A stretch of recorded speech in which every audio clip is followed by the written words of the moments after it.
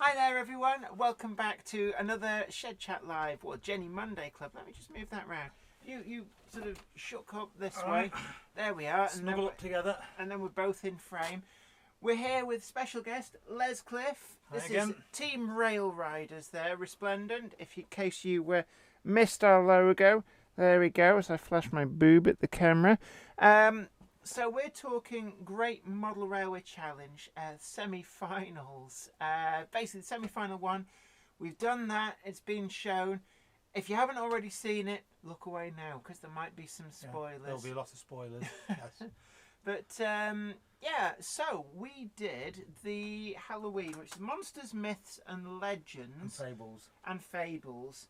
And I think we ticked quite a few boxes on that. I know somebody tried to say to me, oh, none of the teams did more than the first and last of those four. And it's like, we had zombies, we had monsters, what are you talking about? We had Frankenstein, we even had Beetlejuice on there. Yes, we did, because his legs were sticking out from underneath the house. Yeah, and we had the full-sized housefly. There was a lot of stuff, actually, and this is something that we mentioned we've done an interview with Hornby, which has gone up on Hornby Signal Box on YouTube, so big up to the Hornby channel.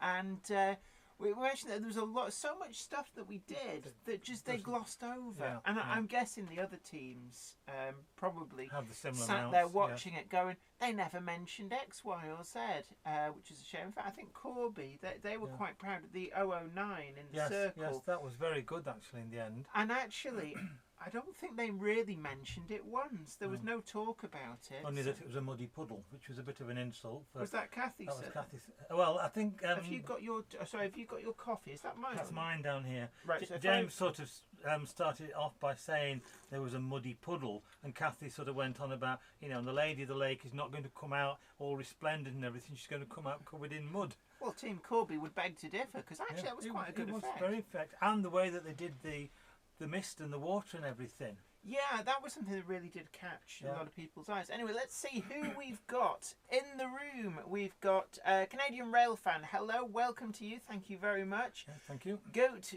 is that Gout? What would you say for that, Valley? Hi to you. Otis JB, hi to you. Tony Britton, evening Jenny and all the Monday crew. Oh yes, big up. There is also merchandise available. We're having our coffee Irish. How do you take it?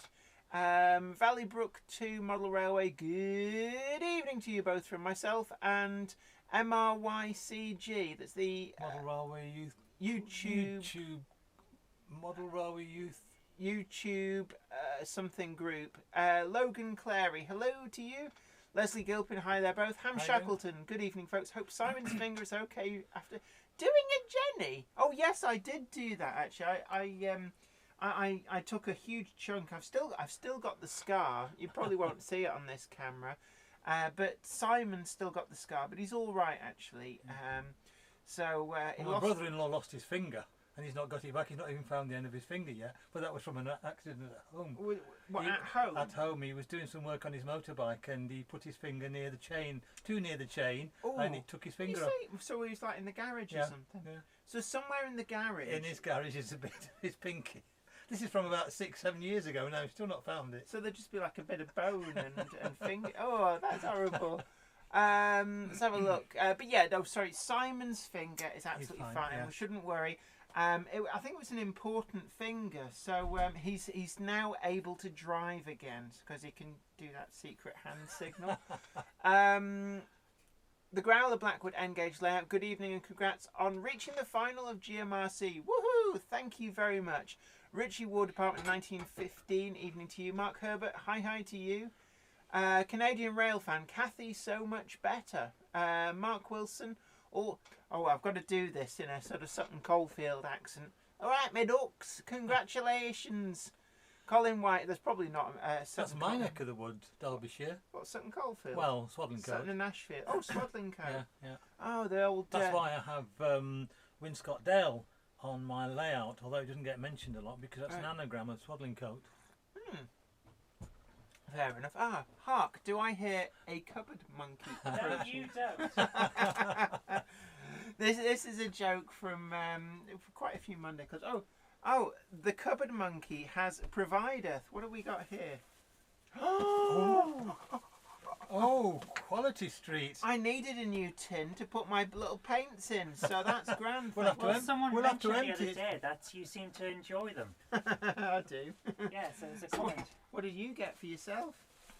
What are you having? She's having a bigger tin of Quality Street. And also today's beverage is going to be Bud Light in a bit. Yes, so. because you're Bud Light beer. Bud Light, yeah. Yeah, Bud Lightweight. You will need to open it. Trevor Sowerby, good evening, Jenny and Les. Congratulations. Thank you very much Present to me, indeed. we'll charge an opening fee. Yeah, well, you bought them, so. Right, where are we up to? Bum. You're up to your book. Yeah, whatever, sorry. Hello, Jenny and Les. Well done. Sorry, that was awfully rude of me, wasn't it? Hello. They can't see that. Ah, sticky. Richie War Department 1915. Have you I'm got glad one you as guys well got through to the downstairs? next round. So are we.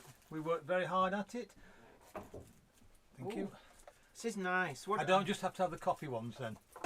They don't have coffee in anymore. Do they not? I always used to have to eat the coffee ones or the Have you got one of cream, your own? orange creams. She's bought a tub for herself as well.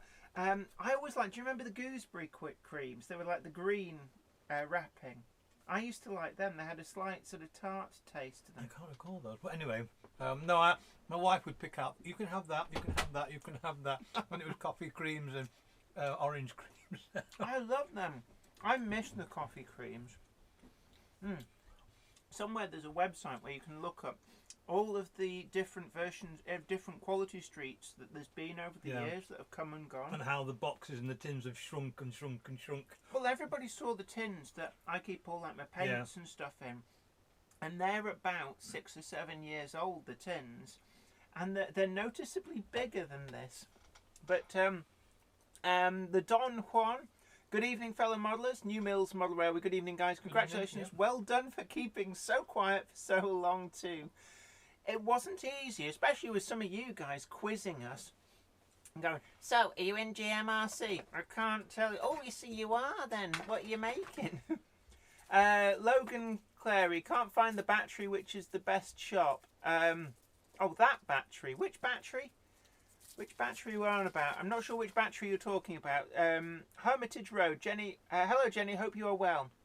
Yes, I am. Thank you very much. Hope you're well too. Don Cragen. Good morning from San Jose, California. Oh, wow. Aha. Yes, as Nicholas Parsons would say, and our many fans around the world. If you've never seen Just a Minute, not seen, well, never listened to Just a Minute on Radio 4, that joke will be like... But, Linnet 12DD, well done, close shave though. Viaduct Central Model Railway, hi to you. Hi. Mark Wilson, hey, could be like in the Carry On Screaming when the severed finger turns into any person. I've not actually seen Carry On Screaming. I love a good Carry On film, but there's quite a few I've never seen. Trevor Sowerby, good evening, Jenny and Les. Congratulations to you and the Rail Riders. Thank you very much. Leslie Gilpin, interesting GMRC pinched a Kathy Millett effect to start your semi. Well, to be honest, they pinched a lot of stuff because one of the things that they did before the start of Series 1 was they went and looked at a lot of people's YouTube channels, one of which was mine. So I can see, well, Zoe in particular can see some of her, like things with the camera wagon going round, and some of those really low level shots where you get a person's head peering at the camera. That's very reminiscent of some of the early pictures that we used to do. Must admit, I found it quite amusing, but a bit, gruesome as well. The very start with Tim being shrunk down to something small, and then all that goo went up for him when James sneezed. Well, it makes me realise there was a bit where people were saying, "Oh, they're setting up to cover Tim in like goo." I was like, "Why would they be doing that?" And I watched them do that, and now, of course, it makes sense. I think they did. They filmed that during our heat. I didn't see it being done. I saw something else, but can't say what. Yeah, I'm sure that they filmed that whilst they're actually filming Heat 2. Oh, these are nice. Mark Wilson, what a super cupboard monkey. Well trained. Yes, she is. Yes, she loses the litter tray as well. Canadian rail fan. Well, Jenny watching live stream on TV. Oh, excellent. So we're really big. So you'll be able to see Our the full effect of our logo. There we go. Rail Riders. Otis JB, congratulations from me to everyone. It was a great layout. You would have come first if I was judging. Well, thank you very much. But surely then the other teams would be objection, favouritism. A lot of posts on my Facebook group saying that they think that we should have got more points than we did, and we're not going to go into it, but criticism about the actual winners and their layout. But it's a competition, and we're very proud to have got through to the finals. I think everybody knew, including Team Grantham, that their railway was like very unconventional, and there'd be a lot of purists who would kind of lose count of their rivets when they saw that. And you know, I think it was always going to be a little bit controversial in that respect. But I think as well, what's interesting is that there's been a lot of people questioning the scoring a lot, and it's what I've been saying to people is, when you judge anything that's creative, be it like sculpture, art, photography, it's very subjective. So one set of judges could give a completely different judging. The bias that they have towards something. Exactly. And what you actually need is, rather than judging something like that subjectively, you have to judge them objectively. And it's clear the judges aren't doing that. But to do it objectively, basically you have technical criteria. And what you're looking is, rather than the pure aesthetics and your gut feeling of, you know, like, oh, I like this and I don't like that. In the same way that, you know, you see photographs online of people who have avocado bathroom suites and you think, who the hell would have that? But somebody likes it. And if you judge it purely on a very, very technical basis, then you could very, very easily judge, say, a Jackson Pollock against a Vincent van Gogh. But from an subjective point of view, you can't, can you? Yeah, from a subjective point of view, you either like what pulls one at your or heartstrings. Exactly. Some people like one, some people like another. And I think that's probably the root cause of a lot of the criticism that the judges have come in for. But certainly, what we couldn't work out was the scores were all over the place, but they changed without explanation. Yeah, and our scores changed right at the end, because in the first round, I think we were tying 8 points each with Grantham, and then they took a point off us. Took a point off that at the end. Just happened. And then also when James was talking on the bridge soon after the first part of the show, he said we were in the lead. He said that we were in the lead. Yeah. So there's been a bit of mishap in the editing, and I think some of the points as well. All right, it's not sour grapes. Grantham won fair and square, but we didn't trail by 9. We didn't trail by that amount, no. But anyway. And, you know, it's also unfair on Corby as well. Because theirs was a bloody good layout. It was. You know. Right. Says, PP3 battery. PP3, what's PP3? You have to help me out, because I have a memory like a sieve, so I don't know if it's something we were talking about last week. Gary Talman, well done, guys. Thank you very much. Gonk Droid 229. Hi to you both. Off to the gym soon, so won't be staying for long. Got my I think that's where we're going to have to go after these. Oh God, yeah. We'll have these polished off in no time. Got Hornby Ruston the other week, and it's an amazing model. Congratulations on GMRC2. Thank you very much. I've got one of those 48DS Ruston shunters on order, but I've ordered one that's not yet in the country, just as I managed to do with the B2 packet as well. So there will be a review on that. But I'll probably be late to the party, knowing my luck. Stuart Muir. Hiya, Jenny. I went to the Great Electric Model Railway Show. It was very busy, and I think it was down to the Great Model Railway Challenge that more people are going to these model railway exhibitions. Great. That's good. It is something that actually I've heard from a lot of exhibition managers. So, and it's just what we need. There's a lot more families and younger people as well. Well, I particularly like the little piece to camera that they did with the young lad from Corby. And his how he's got interested in it, and again showing how some of his peers kind of react still, thinking, oh, you know, trained. Yeah, it's got this weird sort of stereotype, which is wrong. He's got over that, and the wiring and everything that he did to make that layout work was second to none. You know, it was very, very good. Mark Rice, well done, Jen and Les and the team. I missed the last bit, but found you got placed. I hope you do well next time. Well, thank you very much. We'll try our best. 4 teams in the final rather than the usual 3, so it gets quite crowded, gets quite fraught. It gets very hot. Always very hot there. It's got a tin roof, and we actually were blessed with some quite good weather. Unfortunately, it wasn't a blessing once you got inside there. It's like a sauna. But you will have to watch that. So obviously we've got semi-final 2 is coming up next Saturday from the earlier time of 6:25. Is it 25? I think 6:25. Or was it 6:20-ish? Yeah, be there or be triangular around 6:20 onwards. Don't ask us why they're chopping and changing the times and days. We don't fully know, so there's no point in asking us.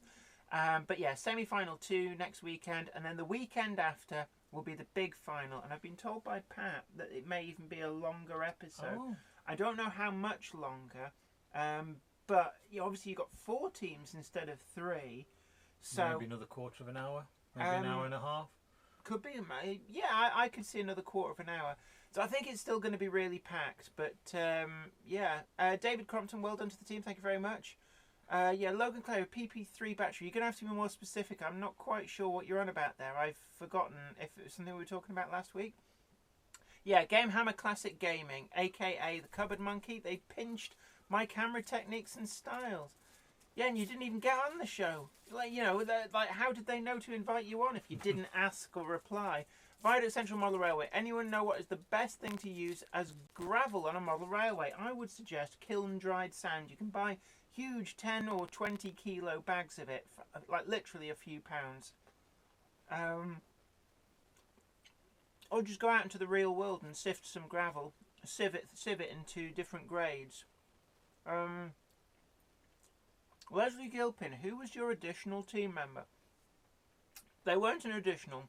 That was because Stefan Nielsen, who was our Swedish connection, in the first round, yeah. He couldn't make the semi-final, or indeed the final, because of other commitments.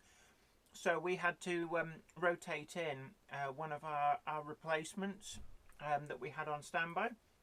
And that was Marcia Yould, and she's an electronics expert. So we ended up with 2 electronics experts on the team, along with Melanie. So I got a mouthful of chocolate here.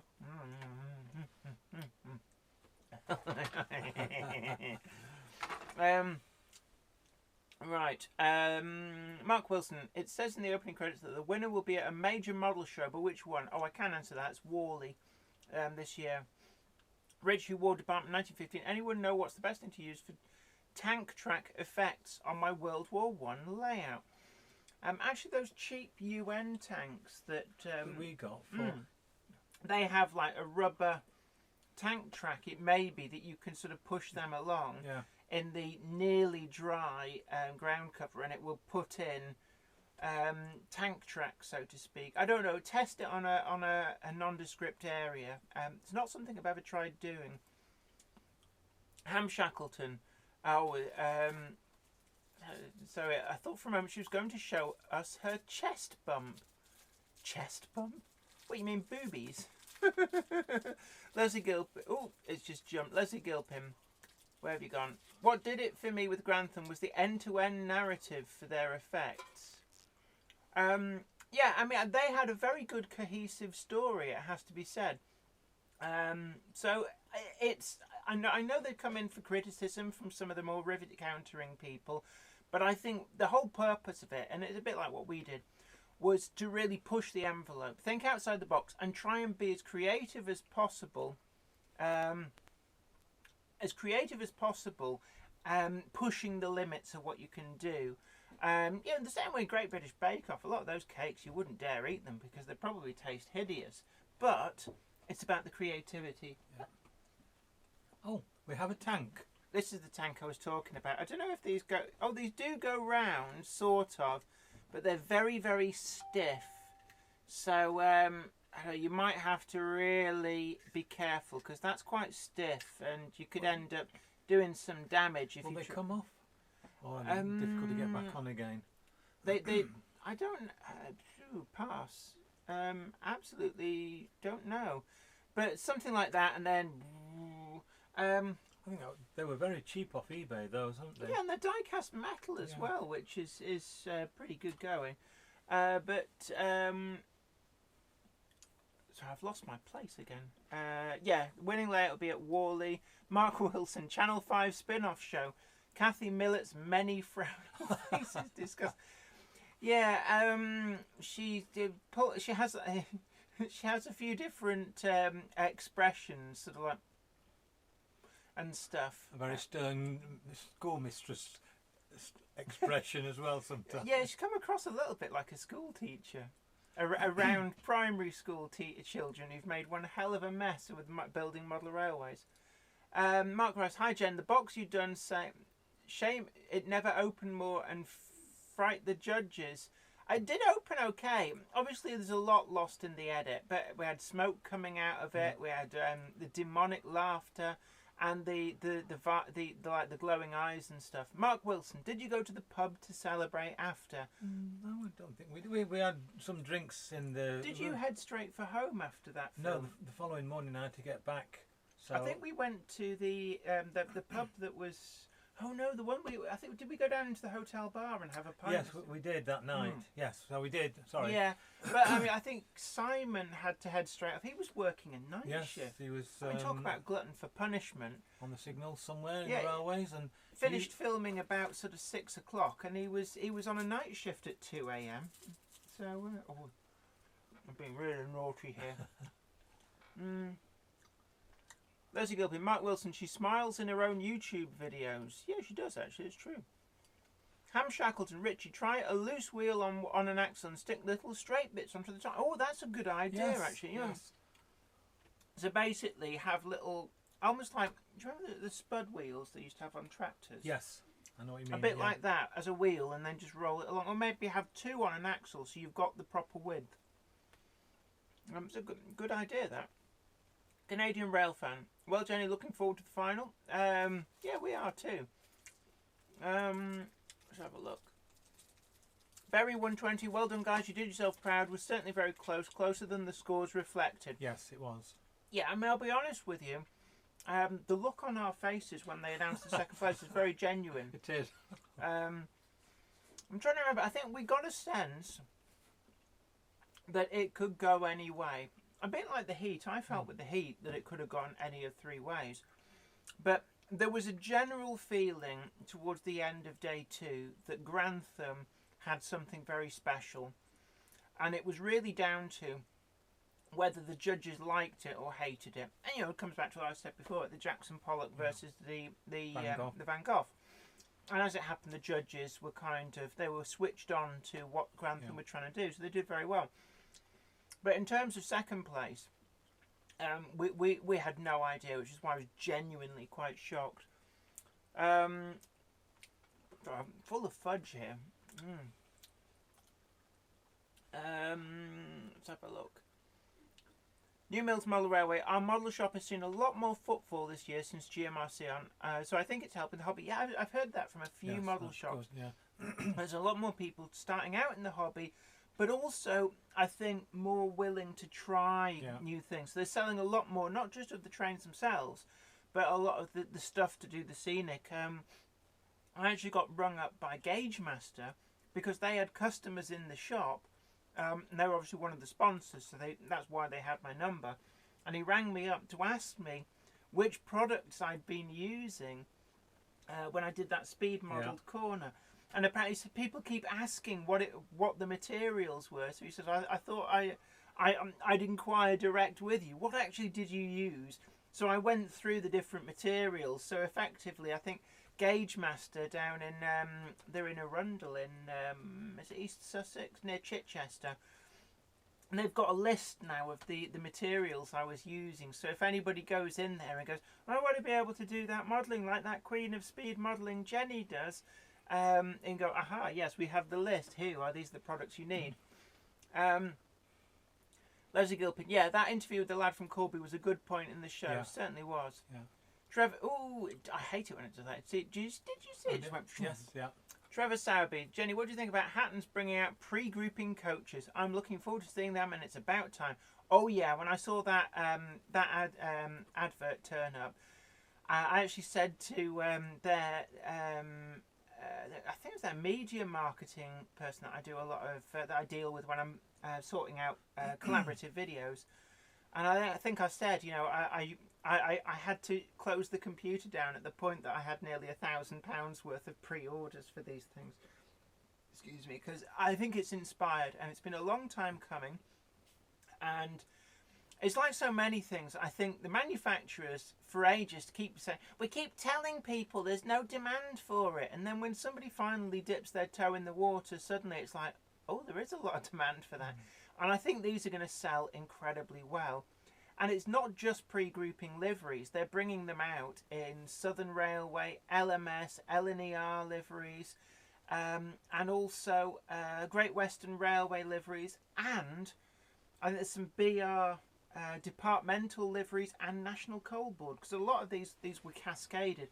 So the NCB ones I'm quite interested in too. Let's have a look. Finley Carden. Hi Jenny, what is your favourite engine and how was your layout at the Great Model Railway Show out of 10? Love the channel. Oh, thank you very much. Of my favourite locomotive, I did a video, my top 10 favourite locos in my collection. And my favourite one was the Bachmann H1 in London, Brighton and South Coast Burnt Umber. And at the moment, it's just such a beautiful locomotive. How was your layout at the Great Model Railway Show out of 10? Which one? The first one and the second one, obviously we can talk about. Everybody now knows that we're going through to the final, but we tell you nothing. I know nothing. My favourite was the War of the Worlds, but it's interesting. Did you find when you look back at the TV programme, you looked at the Halloween one and you thought, actually that wasn't too bad? It wasn't too bad, no. I've downloaded sort of photographs, screen captures and everything, because I didn't take very many pictures of the Halloween one because we were that busy trying to get things it was done down to the wire. Whereas the War of the Worlds one, I took loads and loads and loads. Yeah, and we didn't feel rushed with the War of the Worlds. No, we weren't rushed in the same way because you know there was that pre-building. We were playing trains on the end of the second day, and like that shot with all the cups of tea was genuine. You know, it wasn't staged for the cameras. It was just us like, let's just like step back and admire it, because you know you can. It's what we kept saying to you. There's like this peak excellence, and if you keep fiddling, you can go over the other side. Yes. I like transport. Hello to both of you. Hi to you. Ron Stanbridge. Well done, Jenny and the team. How come the team... Ooh! It's just jumped again. Ooh. Well, I've lost my place now. Leslie Gilpin. Is the PP3 battery for testing locos without TRAF2? It was any team member was welcome to do it. Yeah. So Brian did it for the War of the Worlds. Simon and I did it for the semi-final. Sorry, can I help you? I was just going up to say I wanted to use the photos from the layouts, but then when I came up, I just realised that you've got the photos from the layouts, so you can show them if you want. Yeah, we're going to work through a slideshow in a bit. But fair enough. And don't tell them who did the one for the final. Let them find out on the day. Yeah, we're putting that kettle on again for another coffee. If you want. Yes, please. Okay. Do you want a beer? No, I'll stick with coffee. Do you want it Irish? Go on. Have you told them about the mugs? Yes. Oh, yes. Yeah, merchandise. Buy our merchandise, baby. Yeah. I also felt... I'll have one, please. Yeah. I also felt that because I was doing a lot of the pieces to camera when they would drag me away to talk about this, that and the other, that it was fairer that other members of the team had a chance to camera as well, wasn't it? Yeah, we were very democratic. We didn't, because I know that that some teams in Series 1, all you ever saw was the team captain. No. And I think one of the things that we were quite eager to do was to keep people in the limelight. Yeah. A bit more, you know. Obviously, you don't get any control over the editing, but Simon and I did the run through on the semi-final. Brian did it on the War of the Worlds. But then we also had a lot of screen time. Melanie got a reasonable amount. She did, yeah. And I did with the viaduct and everything. Yeah. So I think the only people who've not had a lot of screen time is Marcia, obviously, in this one. and Stefan. And Stefan, although Stefan, I don't know whether they interviewed him much at all either. You know, he was actually really good at making the card kits. And it was like, I looked at the stuff he'd done, and it was like, wow. You know, and he was modding them as well, quite subtly. So, but yeah, it's a lot of it's down to you know, what the TV company's after as well. Oh, what happened there? I've lost my place again. Going. I think we've gone past it now.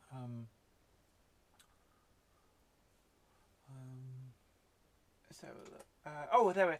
Leslie Dickinson, hi everyone. I like transport. Congratulations. Thank you both very much. Ham Shackleton, cameras on rail wagons. I've done that too.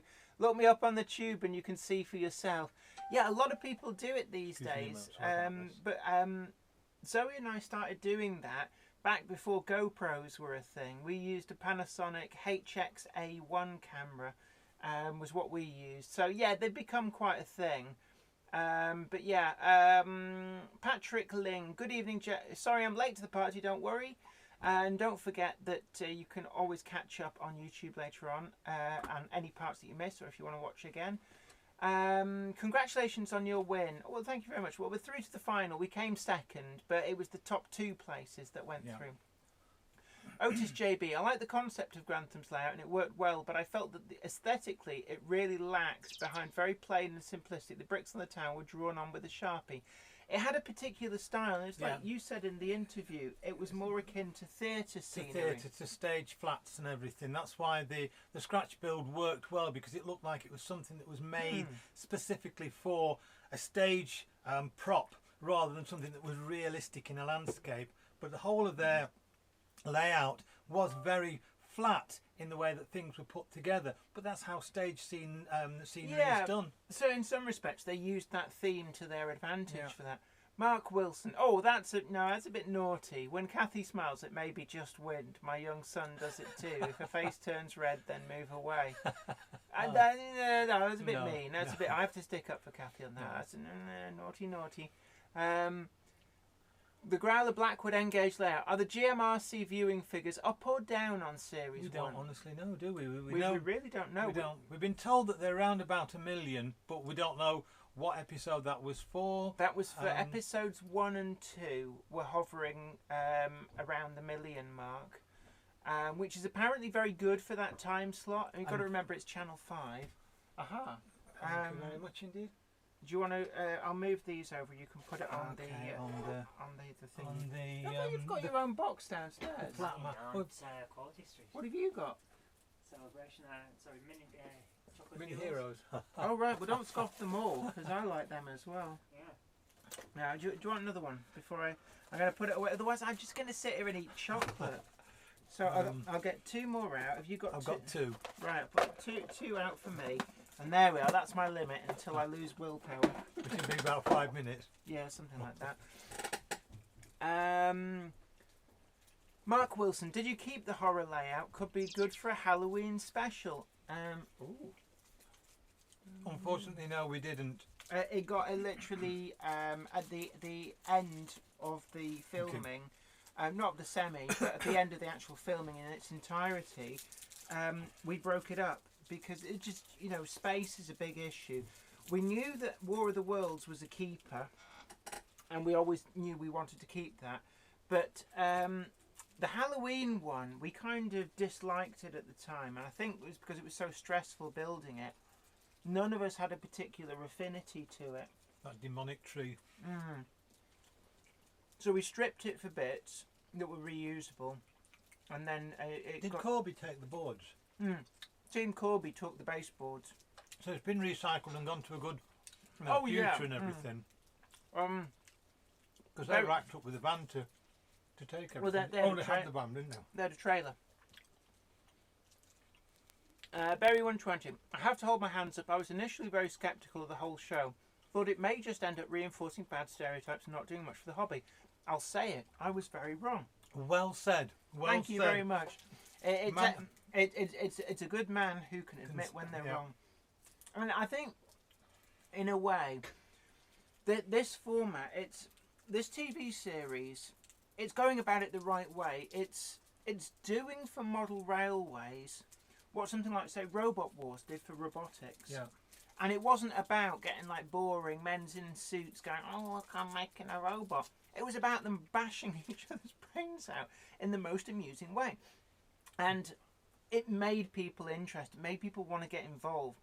And like Bake Off as well. Those cakes, you would never bake those sort of cakes, but it gets people interested in doing creative stuff. And I think that they've got the format right in the main, in what they're doing.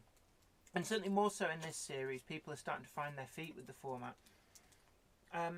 People are creatively pushing the envelope, doing things that you wouldn't normally do at home. And I think that is what is capturing people's imagination. Logan Clary, my Lima motor is unresponsive and someone mentioned a PP3 battery and I can't find any. 9-volt battery, that's what I use rather than anything else. Place that across the wheels, jiggle it about. If that doesn't elucidate anything, a couple of bits of wire to the terminals on the top direct to the motor. If that doesn't spin it, then there's an issue with the motor. Richie, War Department, 1915. Hi Jen, would you get the Bachmann 280 Rail Operating Division black livery locomotive?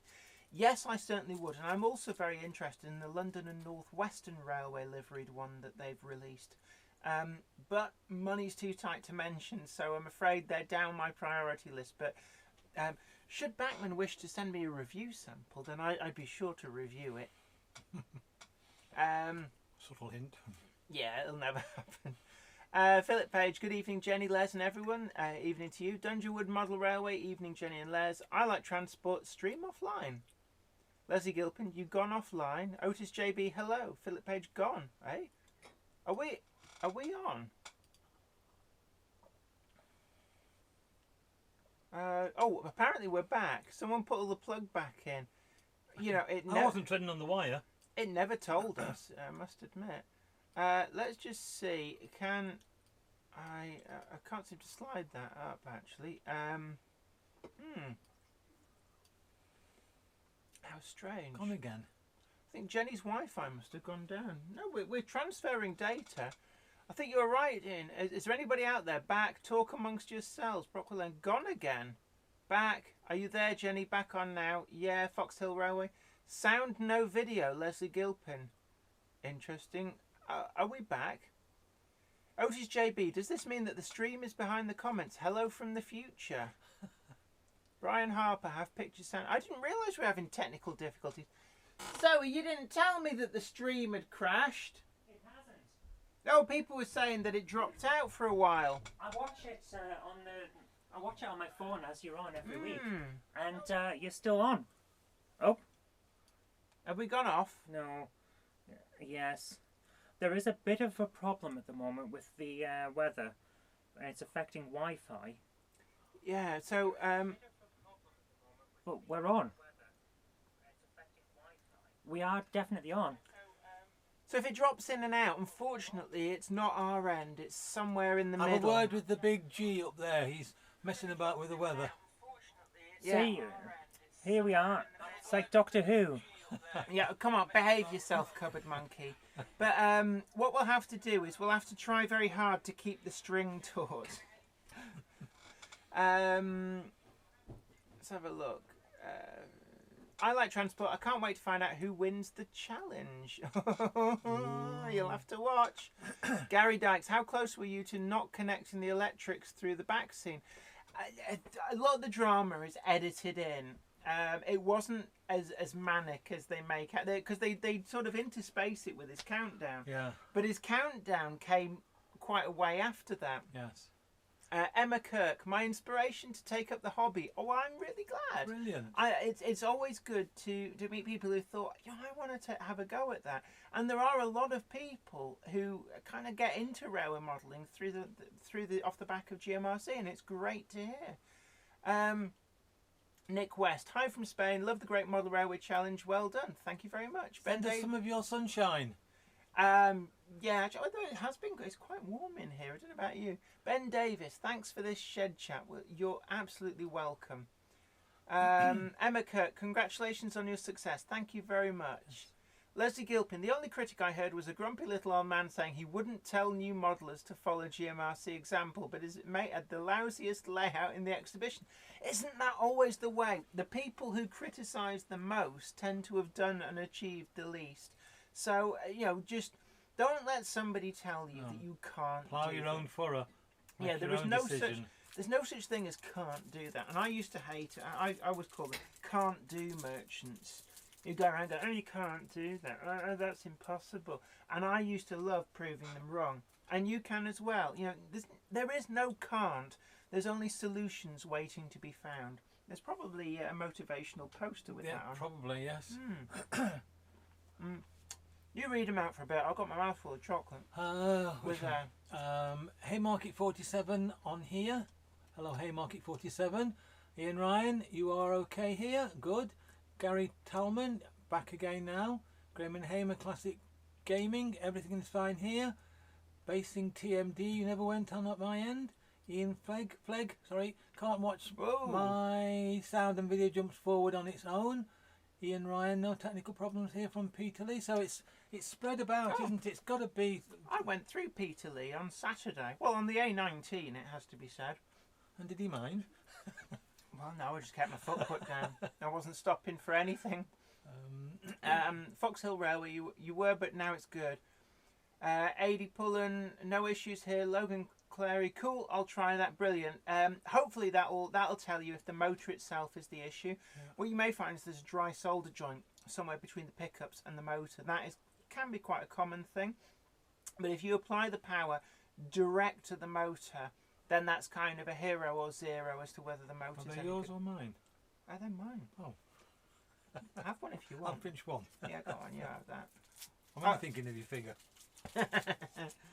I saw some of the stills and it's I look pregnant. Yes. I must go on my diet. They say a camera adds £10, so there must have been quite a few on me. Leslie Galpin, I think YouTube has been doing this to live stream in the past few days. Making things go in and out. Ian Ryan, I had an idea the drama was managed. No, there was some genuine drama.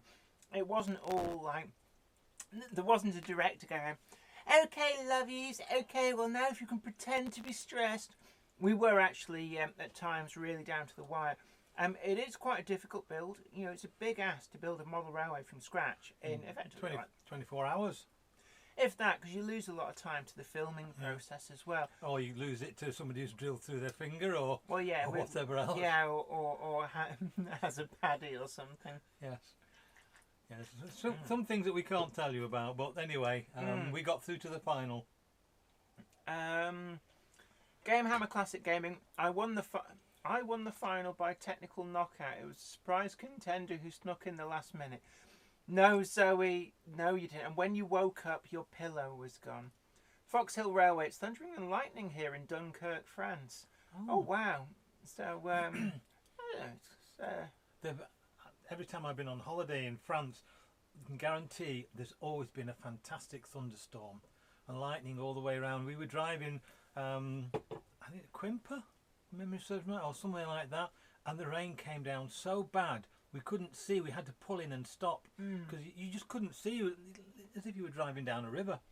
I remember once driving through a thunderstorm on the A55 just near Llandudno, and it came down so hard that the road turned into like a canal, and like the vehicle I was driving had a bow wave. It was so deep, and there was every time you went underneath a motorway overbridge, there was loads of people parked up with their motorbikes because it wouldn't be safe to try and ride a motorbike through what was probably about 6 or 8 inches of standing water. So every bridge you came to, there was like a row of motorcycles parked up, and the motorcyclists sort of sheltering under the bridge, chatting with each other. Basing TMD, Game Hammer, I knew you could do it. LOL. Ben Davis, I got to buy the Derby Lightweight BR Green. I've been looking for it 3 years. A great electric train show. It's amazing. That is actually, I want the blue one, the BR blue one. And that is a good model, a really good model. So that is a pretty good find.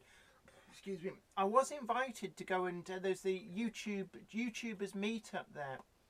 And unfortunately, I was in Washington. Not the fun one. I was in the one up in the northeast. In Newcastle. Yeah, the one that it always reminds me a bit of Milton Keynes. Too many roundabouts. Yeah, or Skelmersdale. But I had to work, unfortunately. Richie War Department, 1915. I'm hoping Rail Riders win the GMRC. Well, obviously, you will have to watch the final. All the way to the final to find out. Next week, well, it's coming Saturday, you will find out who the other 2 teams that are going through to the final. So stand by for some nail-biting action as 3 more teams go head-to-head to see which 2 can make it through to the final. Gosh, I sounded like a TV continuity. Are you rehearsing? When do we start? Are we on next season? Emma Kirk, my layout is coming along. I have an electrics problem. It's caused by the cat. We're not related. No, there's Kirk's a reasonably common surname. So yeah. I thought she was related to the cat. See, we might be related through dim and distant channels because keep coming across people who are like third cousins, 3 times removed type things. So. The Kirk clan is out there, spread out. We range all the way out to Australia, I believe. Although I think that the Australian Kirks aren't called Kirk. I think their surname's Swift. And then this part of the clan is also in America, in Florida, but they're Morgan, I think, is their surname. Hugh Forsyth, love your layout. Keep up the work from Hartlepool. Ian Ryan, woohoo! Peter Lee got a name drop. Boom, yeah! As I drove through really quickly with the doors locked. Just joking with you. I do actually. It's the way I like to come back from when I go to Washington. I've got a client in Washington that I visit usually on at the moment, weekly basis. Good client. But I like to go up the A1, and then back down the A19, just to mix things up a bit. So I like to do a big circle. Somebody else there thought that Emma Cook not related to your cat. Brockwell Lane, Celebrations Lucky Dip game. If you get the bounty, you have to down your drink. Oh, that sounds like there was a student drinking game to Jeremy Kyle. Every time somebody said, I'm going to pass the lie detector 110%, you had to take a drink. And it's like, if somebody, if there was a DNA test mentioned, you had to take a drink. And it's sort of like, if a guest storms off the stage, then you have to take a drink. And if somebody starts a fight with Security Steve, you have to down it. Graham Walters, how much warning do you get of the theme? Not a lot, actually. For that one, we got about 12 hours. Part of that was my fault, though. Yeah, somebody snipped his string. He's not technologically minded, and his string on his 2 cups got cut, and he hadn't noticed. Logan Clary, I'm so bad at repairs and maintenance. If it is toast, where can I get a new 47 Lima motor? I have to say, the only place I could think would be eBay. Have a hunt around either for a motor or a spares or repairs thing. Say it's got a damaged body that you can strip the motor out. Nick West, you should save the old one, strip all the gears out and use it as a dummy. A double header. Double-headed, but it's a dummy. Nick West, you should come to Galicia, northwest Spain, and go on the narrow gauge coastal railway. Oh, that does sound good. Monkey Plays 123. Hello to you. Gamehammer Classic Gaming. Yeah, Kirk is a very common name. That time-travelling James T really got about. Oh, the Trekkies in the house. Basing TMD. Was he in a blue box? What was that in reference to? Oh, yeah. The blue box that we had. Oh, yes, yes. Gary Tolman, what is your preference? Kit-built buildings or scratch build? I actually do a bit of both. I kit bash. What about you? Well, I've made some scratch-built items. Mainly it's been sort of bridges and sort of derelict buildings and things like that. Well, which would you prefer? Kits or scratch build? It's a hard one because I like both. See, I hate scratch building, like true scratch building. I hate doing that. So I like to take kits, and I've never knowingly built a kit as per the rules. Probably I'm sort of like you then, in between, because I will use bits of kits to make something, but chop them up and use the bits in different locations. Ham Shackleton, Kirk's everywhere. Don't overlook Captain Kirk wherever he is in the galaxy right now. Oh, you know, when I was growing up, people used to do the Captain Kirk Star Trekking, an awful lot. And people used to say that to me like they thought they were the first person to ever think of it. Yeah. I had a history teacher who used to always go, "Oh, beam me up, Scotty."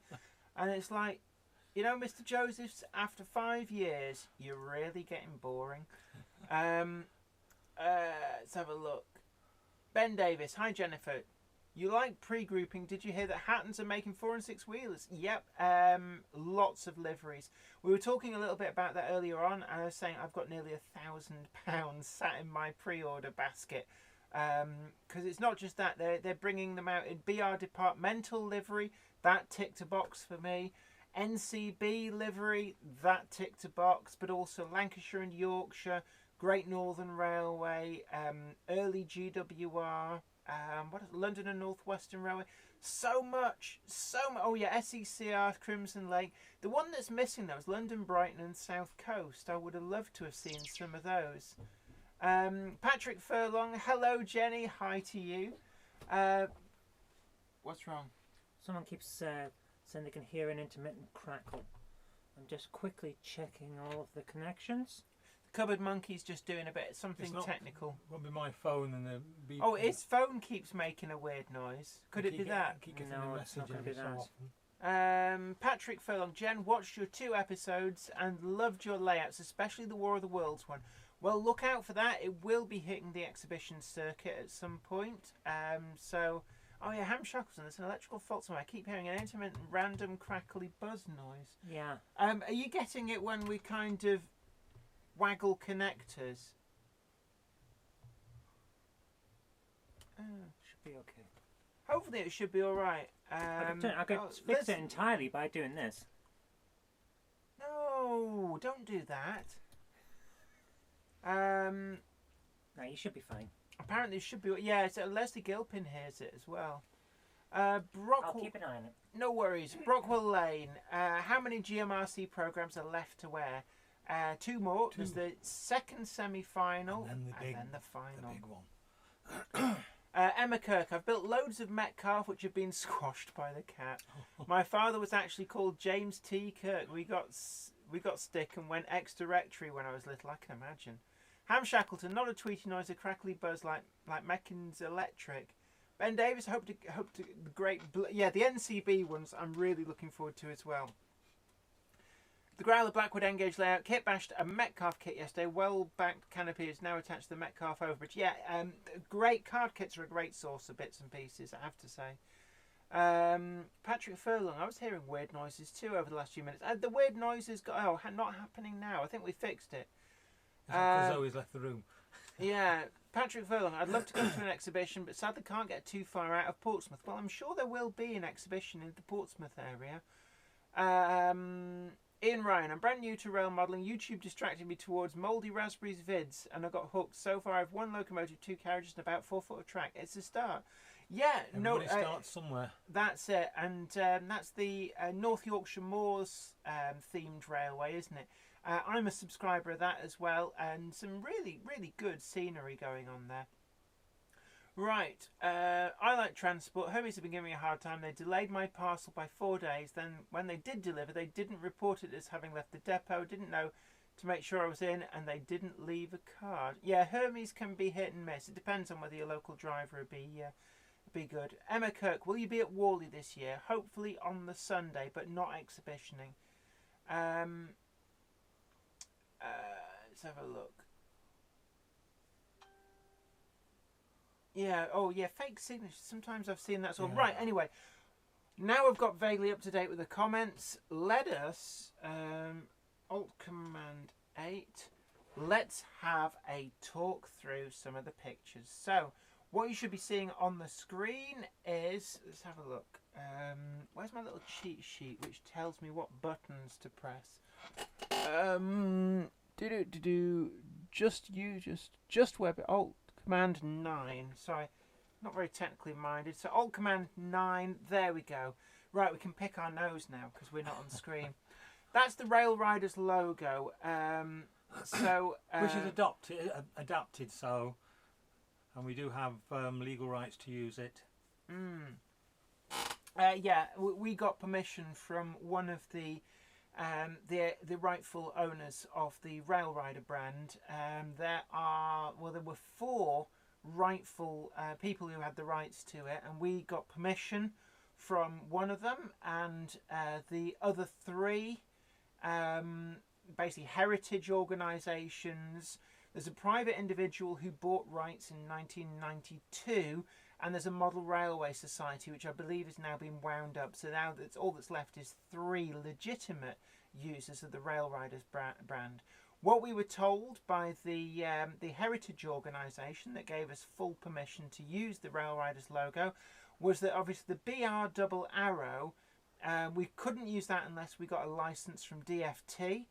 So that is why you're seeing it there without the BR double arrow underneath. So there's a little bit of the story behind the logo being legitimately used by Team Rail Riders. Right, that's the tree that you will have seen. A demonic tree. That's actually quite a nice picture with me. I don't normally photograph well, but that angle you can't see my big Bella. But that tree actually was very impressive. I have to say, the texture that you got on that. Well, that was done. Obviously, I was making it with. Started off with 3 cardboard tubes, and then I taped around it, and then I wrapped plaster bandage around it. And then I got wallpaper that had got a texture to it, a leaf kind of texture. And initially I was going to wrap that with the texture sticking to the plaster and then peel it back in the hope that it would leave the marks on the trunk. It didn't work. What I ended up having to do was to literally tear the wallpaper into little bits and stick it into the plaster. But round Fawley there's quite a lot of forestry as you drive up to the estate and everything. And on the morning that I was doing that, I'd already been round and I'd collected some real branches and taken some photographs of trees and the textures on them. So I was actually working from an idea of a tree trunk that I'd seen in the forest there to give that kind of textural effect. And then it was all painted over with match pot paints, emulsion paints, and then we stuck lots of little creatures and lichen and scenic scatter and stuff like that on to finally finish it. Simon came along because when I first started I had the idea of the tree with the head on the top and then the arms, but it was going a little bit haywire in many ways. It was like a tree child. I never saw that build. There is a picture of it somewhere on the TV. I remember seeing it. It was actually the first time I saw it, because by the time I got to see it, it looked more like this. But the TV programme tried to make it out that we'd had an argument, and we hadn't. Simon had come along and had given critical appraisal of it, and I quite agreed with what he said in the end. Initially I wasn't sure, but by putting the head in the middle of the tree, it made a lot more sense than trying to have it up at the top. I thought it was genius, absolute genius. Yes. And in some respects, it's a shame we couldn't have saved the tree. But I think it would have possessed us all for the rest.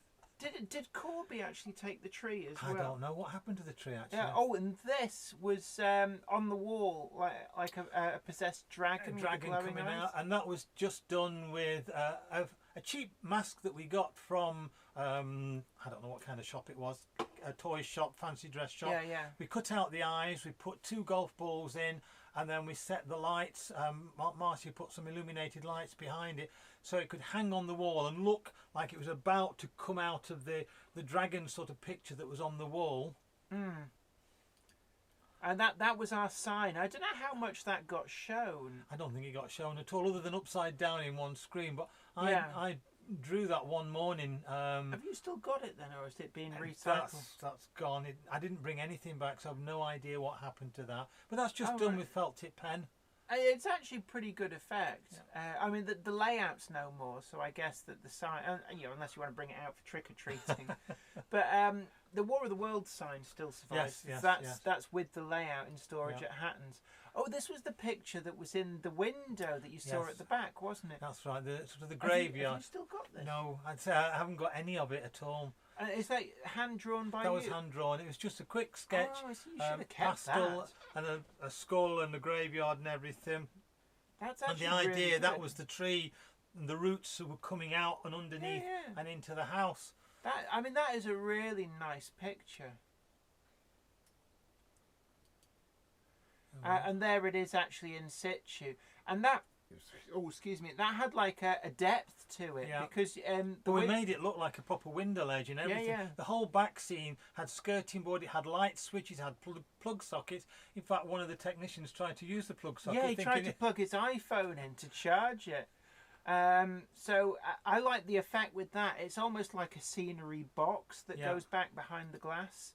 And there it is in position. And there's the toe separators or whatever that were used behind it, and the curtain. The curtains made from the hair rollers sprayed up. Yeah. And you can also see there in the foreground the grassy knoll, but obviously before the trees gone on. Somebody's going to say you didn't line the wallpaper up right. We did. This was a shot that was taken just as a temporary position because the window actually in the final setup is in the far corner, so the dinosaurs do line up, but just in this shot here it looks like it's been mismatched. Because of course the window should be on the right hand side. I forget what the reason was. The TV company wanted to get a picture that particular time.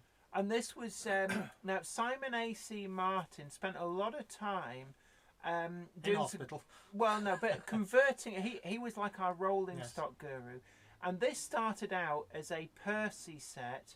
And he there's a skull face on it, and it's been repainted. But what actually impressed me was the teak finish he was doing on the coaches. Yes, because they're quite cheap coaches, but he has a really good effect using, I think it's wood stain, that makes it look a lot like the really expensive Hornby Tampo printed ones, and that's the Annie and Clarabelle, which have been really detailed up. Oh, that's Wall-E Marley. Wall-E Marley, yes. In his full flight with the light up eyes. And I thought that was genius. In any other round, that would have just romped. Well, it's fitted in with the kids' toys and everything else. So. Any other round, that would have romped home with the scratch build. But it was tough competition. And you can see there as well. We everybody, I think, when you're a child, you use anything that's to hand to make your terrain. So we got a lot of these wooden blocks very, very cheaply, and we used them in conjunction with this cutout section. The idea was that was like a Scalextrics track that had been repurposed, which is why you see the sign with finish on. That's to do with the Scalextrics. Yeah.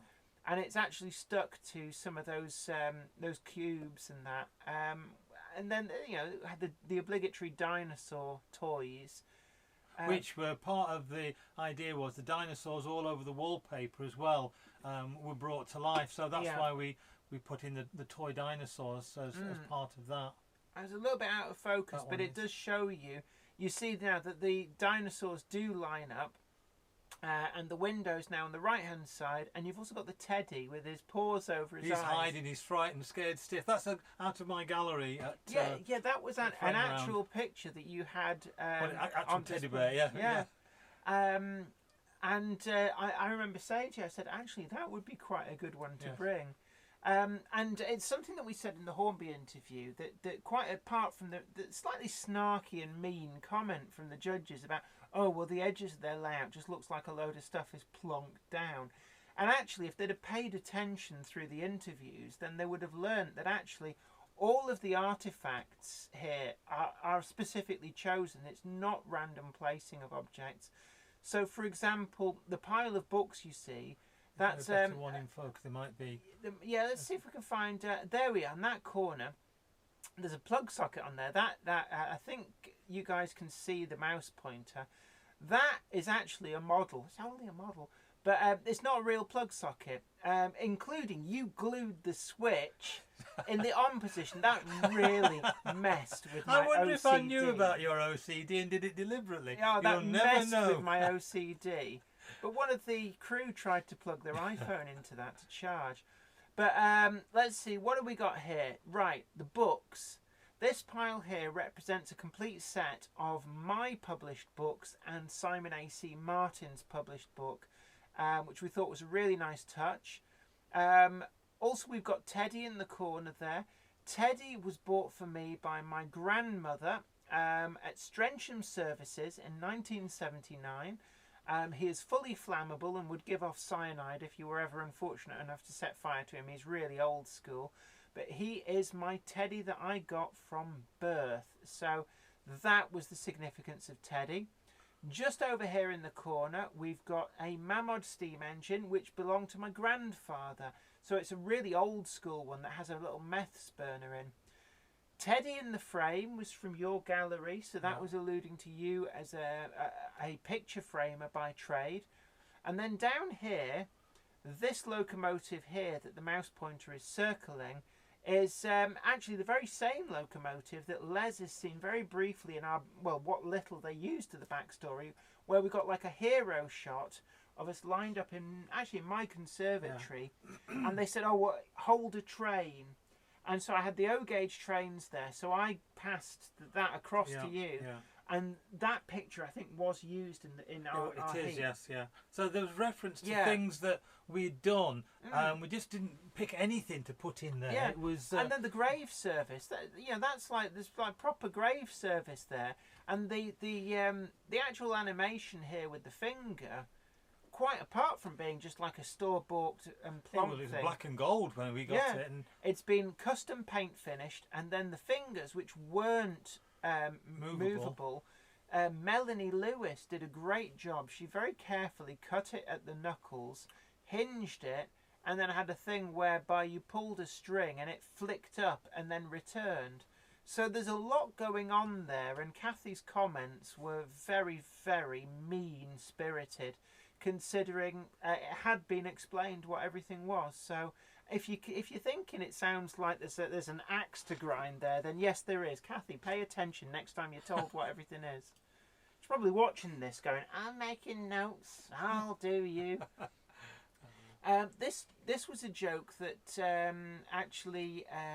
it just came to us, didn't it? I don't know. No, it was Lawrence. Oh, was it Lawrence? Lawrence, friend of ours, he suggested it to me over the phone, so that's where manifestation comes from, which is pretty good. But then, what else have we got going on here? I believe this section of platform... I made that. Who made that? Was that made you? It, yes. Oh, I thought it was a leftover that Stefan had built. It might have been some bits that Stefan had left over, but I made all the back wall and made the actual stuff. So I made, in essence, I put it all together to make a platform to go there. I think some of it, at least, was made out of bits. Yeah. So that was like a hark back to Stefan's contribution. Oh, also, where the mouse pointer is circling now, that Volvo is a miniature version of Simon A.C. Martin's Volvo 740 as well. Accurate number plate, but Oxford Diecast don't do the estate version of the Volvo 740. So he converted the saloon model that they do into an estate, repainted it the right colour, and put a custom number plate on. There's also all these other ones of Volvos as well. Sorry, I accidentally banged my foot on the table. Yeah, you've caused the wires to start crackling again. All right. Do you want to tickle things?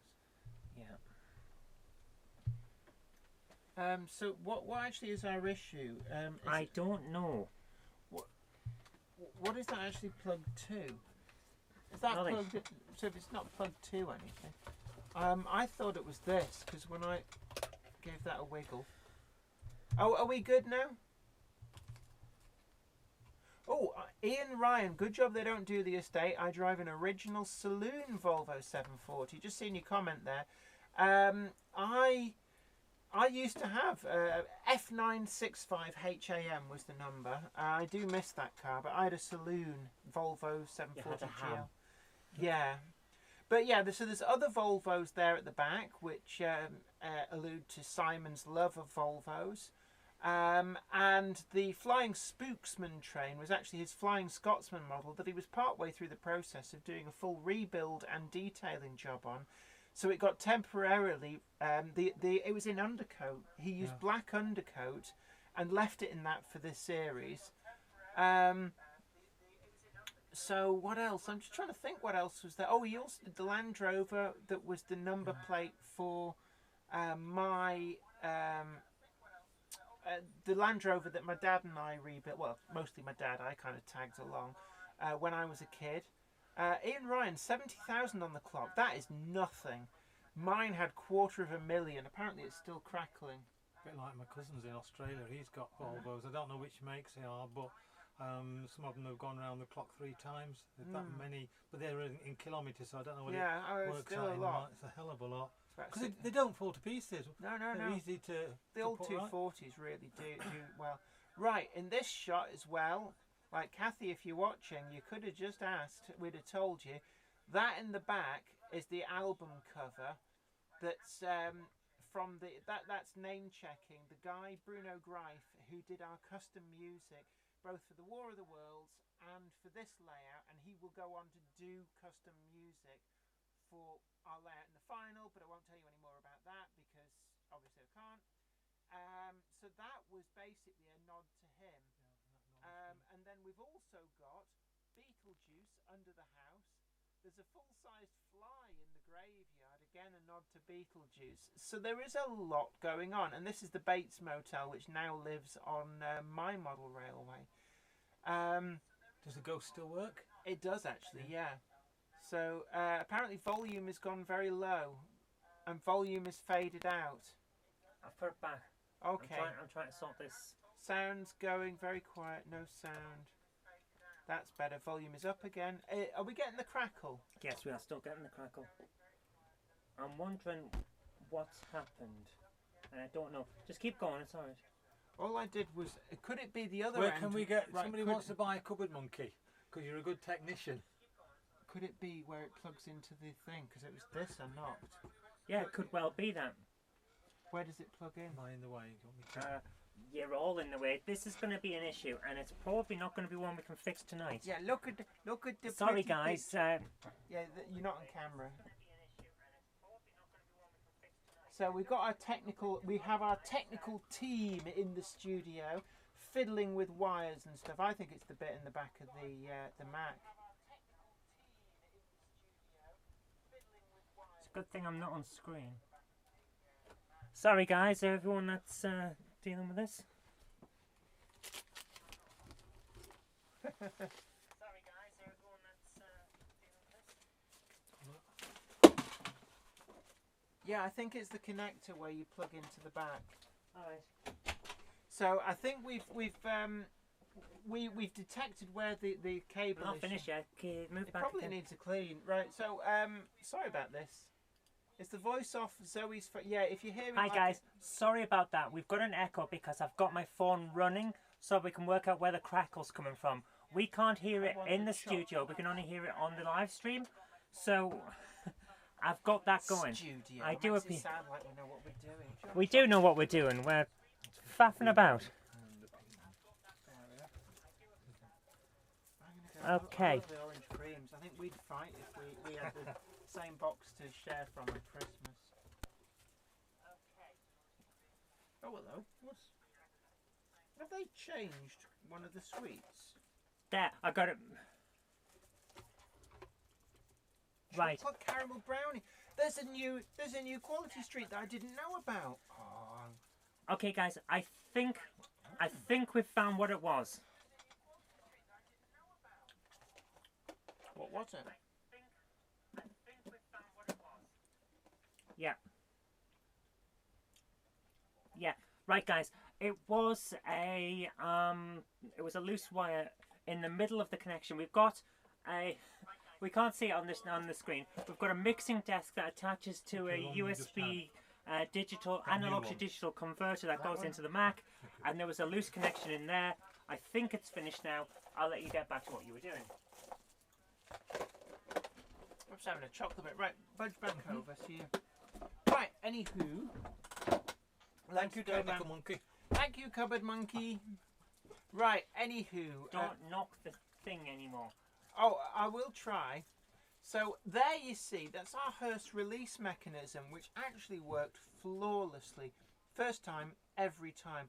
And you can also see one of the other custom locomotives. That was made from a Thomas the Tank Engine set. And it was fully customised. So not just plonks. You can tell I'm a bit sore about that. I thought that was a very short-sighted and mean. It had a rat driving it, didn't it? As well as all the rats and mice and things in the trucks. Yeah. Everson's still a little bit quiet, so. Yeah, Melchester Model Railway. Hi Jenny and Les, your layout was really enchanting. I had the feel of a child having just laid some track on the floor with just a bit of scenery that had been created as if by magic. That's exactly what we were trying to do. Boom, you got it. Definitely. Yeah, perfect. And it's like I said in the interview that we did this morning with Hornby. You know, when you're little, that's one of the things that pretty much everybody who has a model railway as a child does. You lay it out on the floor. Ian Ryan, I know what the crackling noise was. It's bloody Quality Street. I've not had any Quality Street, have you? What's the other No, you've got Quality Street. But that hearse is an Oxford die-cast hearse. And it's actually got the coffin glued Inside it. Yes, I've done that on my layout as well. Because the coffin is from the graveside service, which is what all the little people that where it lands, and they used the one take where it actually landed on its wheels, which was pretty good. And the spiders, all right, they're plastic little spiders, but they were deliberately plonked in a group as if something from arachnophobia, you know, where they're all rushing out rather than just a spider dotted here and there. There was a whole host of them scurrying across the boards. Yeah, and was it Steve who called our thing Monday? I got the impression that they're trying to be like Simon Cowell, and it's not working, is it? No. And who's that guy in the Strictly that's always mean and miserable? They're trying to emulate those kind of people. That's just a different view of Teddy. Oh, there's that dragon thing. You had it as if it was coming out of the picture. Yeah. So, there's a lot going on in this, and it rewards careful scrutiny. But, you know, at the end of the day, if the judges weren't going to carefully scrutinise it, then how could they objectively judge it? That's the hand before the finger was split up. That's me in the gallery doing the work to it. And, that's you being interviewed with the face of Steve Flint coming through in the tree. They never used that bit. You know, remember where they put Steve Flint's glasses on it? Oh, right, I didn't see that. Oh. That's a good low-down shot. I do like that. That is really nice shot, which also, another little bit which you can see there, quite apart from the fact that that terrain actually is, that's my handiwork. It's good, yeah. But inside the tunnel, I actually thoughtfully and at great personal cost to getting paint up my arm, I painted all the inside of the tunnel brown so that it wouldn't look garish and white. And it seems to have worked there. And fencing from the scratch build? Yeah, actually a good spot there, Les. That fencing at the front came out Kathy of raw. said she didn't even spot it. Yeah, she wasn't looking very well, hard. that just shows how good it was. Excuse me. And then also some of the sea moss trees that were left over from the War of the Worlds build have ended up on there. But looking back, actually, I think we did a really good job with this layout. We weren't in love with it when that's when we just arrived. So this is looking in from when they'd opened one of the doors into where it's filmed. That's back, I think, to... I think, are we... Oh, no, that's the other train. Oh, yes, the... Yeah, which actually was quite interesting. He took the top of the cab off, and Thomas, with a coat of black paint, getting rid of the stupid face, and the top of the cab removed, actually becomes quite a good representation of a Victorian style locomotive.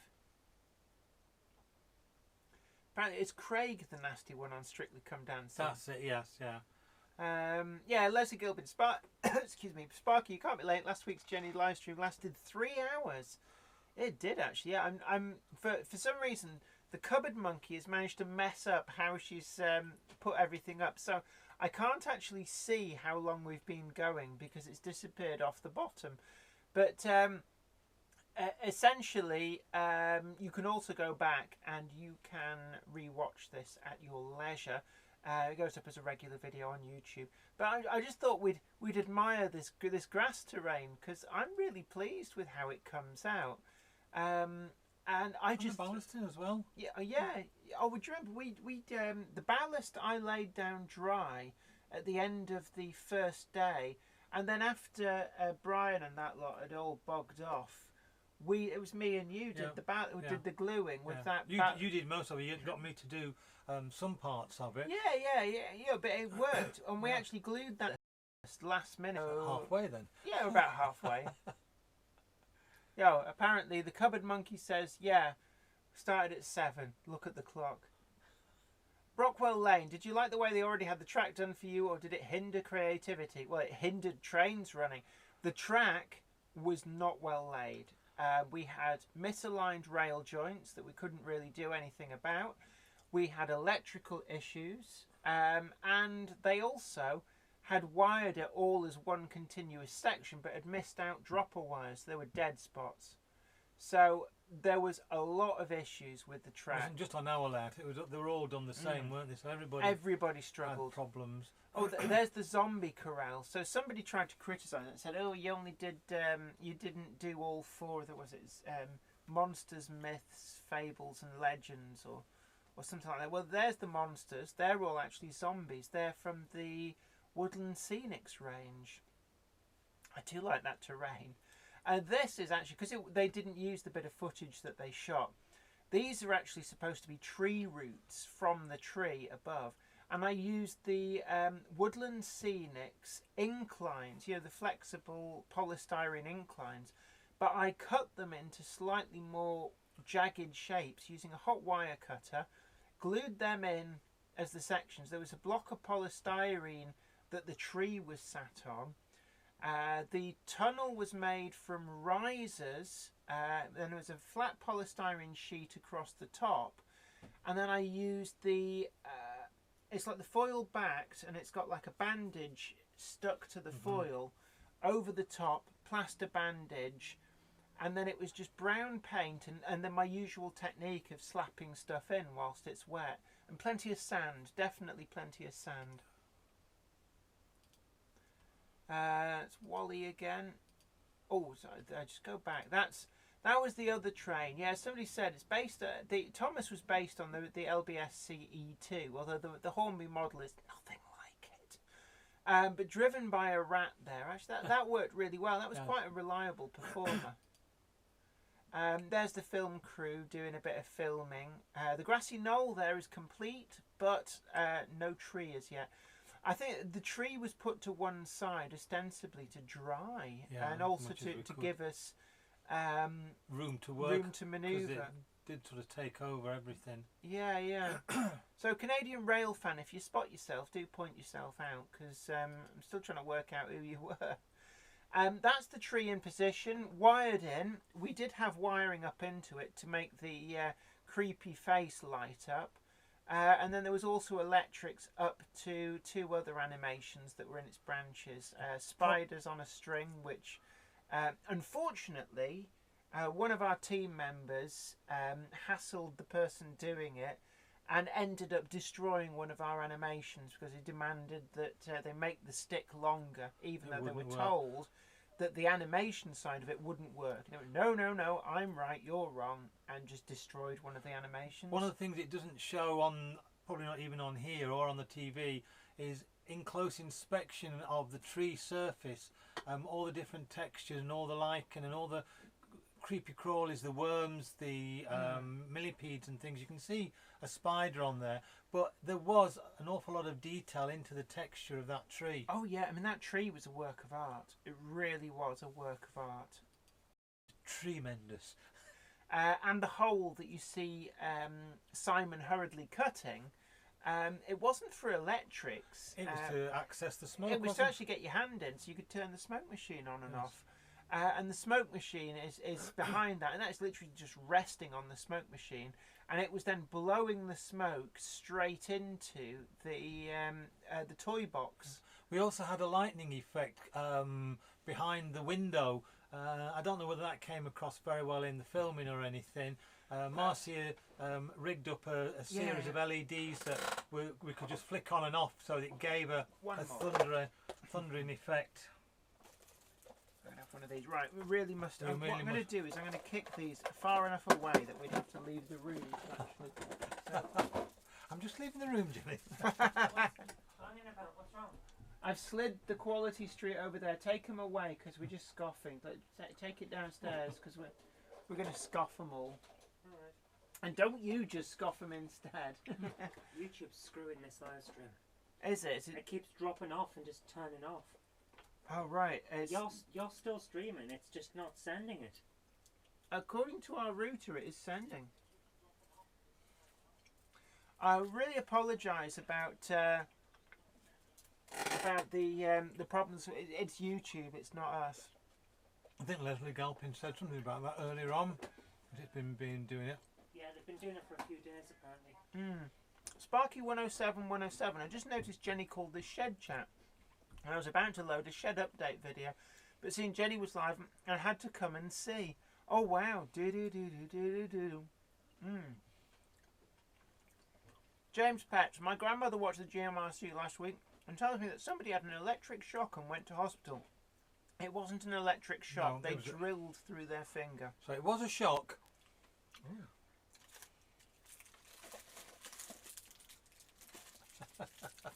Hide them. No, take them away. You want some jockey jockeys. I'm going to have to swim 2 miles tomorrow. You want some jockey jockeys. Cupboard monkey, take the chockies away. But it is the static image of the tree. Let's just move that on. There's some more filming, including the little cart there. This never got used, but that's what came as a package deal from the charity shop for all the little wooden blocks. I think that's just before we did the big talk through. Yeah, James Petts, I see, goodness me, I advise against drilling through people's fingers. No, he stupidly drilled through his own one. It wasn't like, make him an offer he can't refuse, and then if he refuses it, drill through his finger. Ian Ryan, no, it wasn't an electric drill. It was a battery-operated one. The power was running down on it because he'd used it for a lot of things, so I don't think the damage that he did, although it was nasty, was probably as bad as if it had been a fully charged drill or even an electric one. I don't know, it went straight through. It went straight through. He had an entry and an exit wound. He was crucified. Apparently audio is still low, so is that better? Are we a bit louder now? Somebody's, I'm sure you guys have got a volume at your end. A demonic scutter. You've got to remember that time was very, very critical. Oh, interesting enough. Yes, other things that the judges completely missed the reference to. There's the Land Rover that Simon put a new registration on to match the one that my dad used to have that I helped him rebuild. But the windmill on fire is a reference to Frankenstein. So that was there, which they completely missed because they didn't bother listening. Oops, no, I've gone the wrong way. This is the door at the far end with the blood. This I thought was genius. You see those gloves there? Never got mentioned in the show, but they were like marigold gloves. Yeah, they were just painted and blood dripping. There was blood dripping down the light switch and everything. And the idea was that because we didn't know how far we were going to get in the competition, but we knew from previous instructions that the layouts would all have to link together because of where the tracks were set. So coming from the War of the Worlds, there was going to be, the exit would go through a tunnel and then it would appear through the mouse hole on this layout, and then it would go around the layout and do all the tricks it had to do, and then it would exit through the cupboard or through the doorway into the next layout if we got through to that round. Yeah. So, and that was just pieces of card, and it's basically the bottom part of the door, because all of this is done as a low-level kind of view for the child. So, you know, the room would be a lot taller. And yeah, it's something like Freddy Krueger, or, you know, something evil coming through the doorway. You don't know what it is, and literally it's just a pair of marigold gloves stuffed, painted with blood or blood effects, and stapled to the back of the doors and everything. Yeah. Oh, also one of the other little references I just spotted there. You can just see there. It's a bus in the old GMPTE livery, and that had I think it was Great Moor Street bus station as the destination. So that again alludes to Bolton, where obviously Les and I are based. So there's actually a lot going on this. And we've got the toy box at the back there, which is one of our key motion animations, which I thought did quite well. That's the mask again. There we go. Oh, is this where we start to not get a bad picture of me actually. I think Venus fly effects are coming? I think this is us. We're waiting for and the winner is. And I remember, I don't know whether it's on this, but I remember being told stand and stare. Yeah. And we all had to stare at Tim whilst they got these sort of atmospheric shots of each of the teams. Oh, there we go. God, I didn't realise Brian. That's a bit of a porno shot of Brian. Melanie looks like whatever, and so does Marcia. Look at Marcia and Melanie are like whatevs, and me, you, and Brian are like whoa. Just realised Simon's not on there. He is on there, but it's just the shot that I've got picked up off the TV screen. So apologies, Simon, I haven't got you on there. I think we've reached the end there. If we go the other way, where do we? Oh, I think this sort of goes to the porn picture. So not on Facebook, it won't. This is all War of the Worlds pictures, I think. So, oh no, Oh, there we are. That's with Stefan. So that was the War of the Worlds. That's quite a good picture. Yes, that's one of Simon's. Yes, yeah. So, yeah, Warrington Train Spotter 2778. Stefan Nielsen, who you'll see the mouse pointer circling there. He had prior arrangements for the dates for both the semi-final and the final. And obviously, when we did the heat, we didn't know whether we were going to get through. So we thought, let's just look to the round that we're on to start with. Yeah. And why is no go away? Why has it gone to Netflix? That is just annoying. For some reason, that is weird. Why it's done that. Stefan couldn't make it, so Marcia was our stand-in. So, excuse me. So Marcia took his place, and that we've had two stand-ins from the original team, because Simon stood in for Paul from the Orkneys from PD Models. Yeah, he had to drop out for family reasons. So Simon stepped to the breach at the last minute and was great. Then Marcia's done the same when Stefan wasn't able to continue. So we were fortunate in that respect. Yeah, Ian Ryan, you are live on screen. Boom! Here we are. Yeah, we ran out of pictures, to be honest with you. So we shall show you resplendent in our officially sanctioned Rail Riders logo. That's what all the cool kids are wearing today. As I said at the start, we got legitimate permission from one of the legitimate holders of the copyright of the IP. But the reason it's not got the BR double arrow on is because that would have required a separate license from Department for Transport, because when the British Rail Board residual was wound up in, I think it was 2016, all of the intellectual property and the assets passed on to various government agencies. They didn't just decide they didn't want it and bin it or anything, because governments don't do that, do they? A lot passed to things like the Department for Transport. And the double arrows are used for the railway signs on maps and things, aren't It's become the shorthand for a railway station, which is it's actually a visually genius symbol. But there we go, and that's pretty much the Halloween layout in a nutshell. Actually, no, it isn't. Help, help! This is it in a nutshell. So yeah, ask away. What questions do you have? Oh yeah, Leslie Gilpin, you could have used Simon's finger. Who? I haven't been reading your comments, I have to say, so I'll have a quick look back, see if I can. Mark Wicks, hi from Queensland, Australia. Oh, hiya. 5:31 East. I read that Eastern Standard Time, but it's not, is it? If you're in Australia, or maybe it is. I don't know. Sparky 107. Just love the dinosaur backdrop. That was just cheap wallpaper, wasn't it? Yes, it was. Literally for a kid's bedroom. Let's have a look. Yeah, Netflix and chill just need the chocolates back. I don't know why it did that. It suddenly decided it would bring Netflix up. Sparky 107. There sure is a lot of coverage on the show. I do wonder if it will catch on and start in other countries. That would be good if it did. I'm trying to push an American version because I'd like to move this way. You're like right on the edge there. I'll sit on your knee.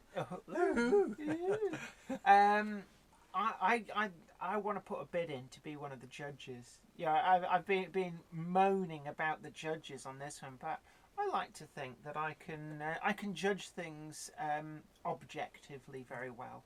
I think that would be fun as well. Look at me, I've got many rubbery faces going on. Ian Ryan, hi Queensland even. Game Hammer Classic Gaming, aka the Cupboard Monkey. The dinosaurs ate the kittens. Huh. What kittens? Oh, it's just been. Berry 120, Game Hammer Classic Gaming. Where do babies come from? Well, the doctor's handbag, of course. Were we given the budget for the layouts, or did you buy everything yourselves? No, we were given a budget with all the layouts all the way through. Yeah, but we never saw actual money. No. What it was, you could order up to a certain amount off the trade lists for the various sponsors. But in every single one, apart from Hornby let you have the stuff at the trade price, which was very good of them. So the Hornby budget actually did go quite far. But all the others, it was at the full RRP. So if you imagine when you're ordering, say, Bachman stuff, you're not getting them at the price that, say, you go to Hatton's or Rails of Sheffield or Kernow Model Centre and buy them. You're getting them at the full RRP. And it was also the case there was a lot of stuff that was just no longer in stock at the suppliers, even though they were everywhere in the shops. So there was a lot of limitations. Well, we made a conscious decision as well, didn't we, not to go for the rolling stock and the engines, because it would have taken up so much of the budget. So most of our expenditure went on the scenics and the. Well, we got some trains for the final layout, but up until then, we'd ploughed everything into the scenic stuff. We've got Angus's trains. Good to see you aboard. 3 more subs to 100. Ooh, let's see. Can we get Angus's trains to up to the 100? Angus's trains bought one of the Monday Club mugs. On Facebook, is that? Thank you very much. What the Angus trains? No, it's on YouTube. Oh, right. Any chance of some t-shirts? Game Hammer Classic Gaming, aka Zoe the Cupboard Monkey. Yeah, she's working on some t-shirts. But thank you very much for supporting the channel with this wonderful Jenny Monday Club mug with the JK logo on the other side. And thank you very much. It's very much appreciated. Ian Ryan, so was meeting a budget difficult? Actually, yeah, it doesn't go as far as you'd think. No. It was about usually around the £3,000 mark for each And sometimes it was difficult to know what you needed, because we didn't exactly know what we were going to produce. Because you don't know how much in the way of quantities. It's very difficult to estimate, how much plaster bandage. If you're making a cake, you need 442 or whatever the ingredients are. When you're building a model layout, you don't know how much scenic, how much plaster, how much track. Well, some things you do, but again, you've got to spend it, otherwise you lose it. So you sort of estimate what you could use, and obviously some of the stuff that we didn't have to use in the War of the Worlds was left over that we could use into the next. So by the time we came to the final layout, we had like a box full of static grass and scenic scatter. So we took the decision there was no point in ordering any more of that. So we were able to plough more of things like the Pico budget and the Gauge Master budget into other things, which was actually very useful. So we did make use of the stuff that was left over, and you got more of a sense of how far things would go as the competition progressed. Wolfie Wolf, good evening, Mrs. Kirk. Mrs. Kirk? Oh, that's very formal. I have a legit reason for being late tonight. The cat brought a mahoosive vole in, and I've been chasing them both around the kitchen for an hour. Cats do that, don't they? Yes. They bring it in and they go, "Hey, I got you started. Got your present." Yeah, couldn't be bothered killing it. Oh, I'm bored now. Oh, see you later. Laters. I like transport. I noticed Hornby have started TV adverts up again. I noticed that in between. Funnily enough, I have to watch it on catch up, and they're not on the Hornby adverts aren't on the catch up, so I still haven't seen them. James Carroll, Jenny, shall I buy another mug? I have 6 now. 6? What are the Jenny Monday Club mugs? Well done. Are you getting them all in different colours? I forget how many different colours there are, but yes, of course, one can never have too many mugs. Carol Taylor, evening to you. Oh yeah, Otis JB, did you bring a lot from home too? Yeah, generally speaking, pretty much all the rolling stock was brought from home. Yeah. The Thomas and Tank Engine sets we got as part of the Hornby budget for the Halloween layout because we knew that we were going to be chopping them up. But everything else generally came from our home stash, which is why you'll actually see Hatton's Special Commission wagons in the show from time to time. It's because these are ones that have been brought from people's home collections. Let's have a look. What do we got now? Logan Clary, how do I clean and repair locos and units without breaking them or nearly breaking them? I think carefully is the way you can go. Like hedgehogs make love. Emma Kirk, where can I get a mug? That's from Teespring, and hopefully Gamehammer Classic Gaming will post a link to the Teespring page so you can get there and take a look. And Ian Ryan, do you do the mugs as whiskey glasses? Well, you can use them for whiskey if you want.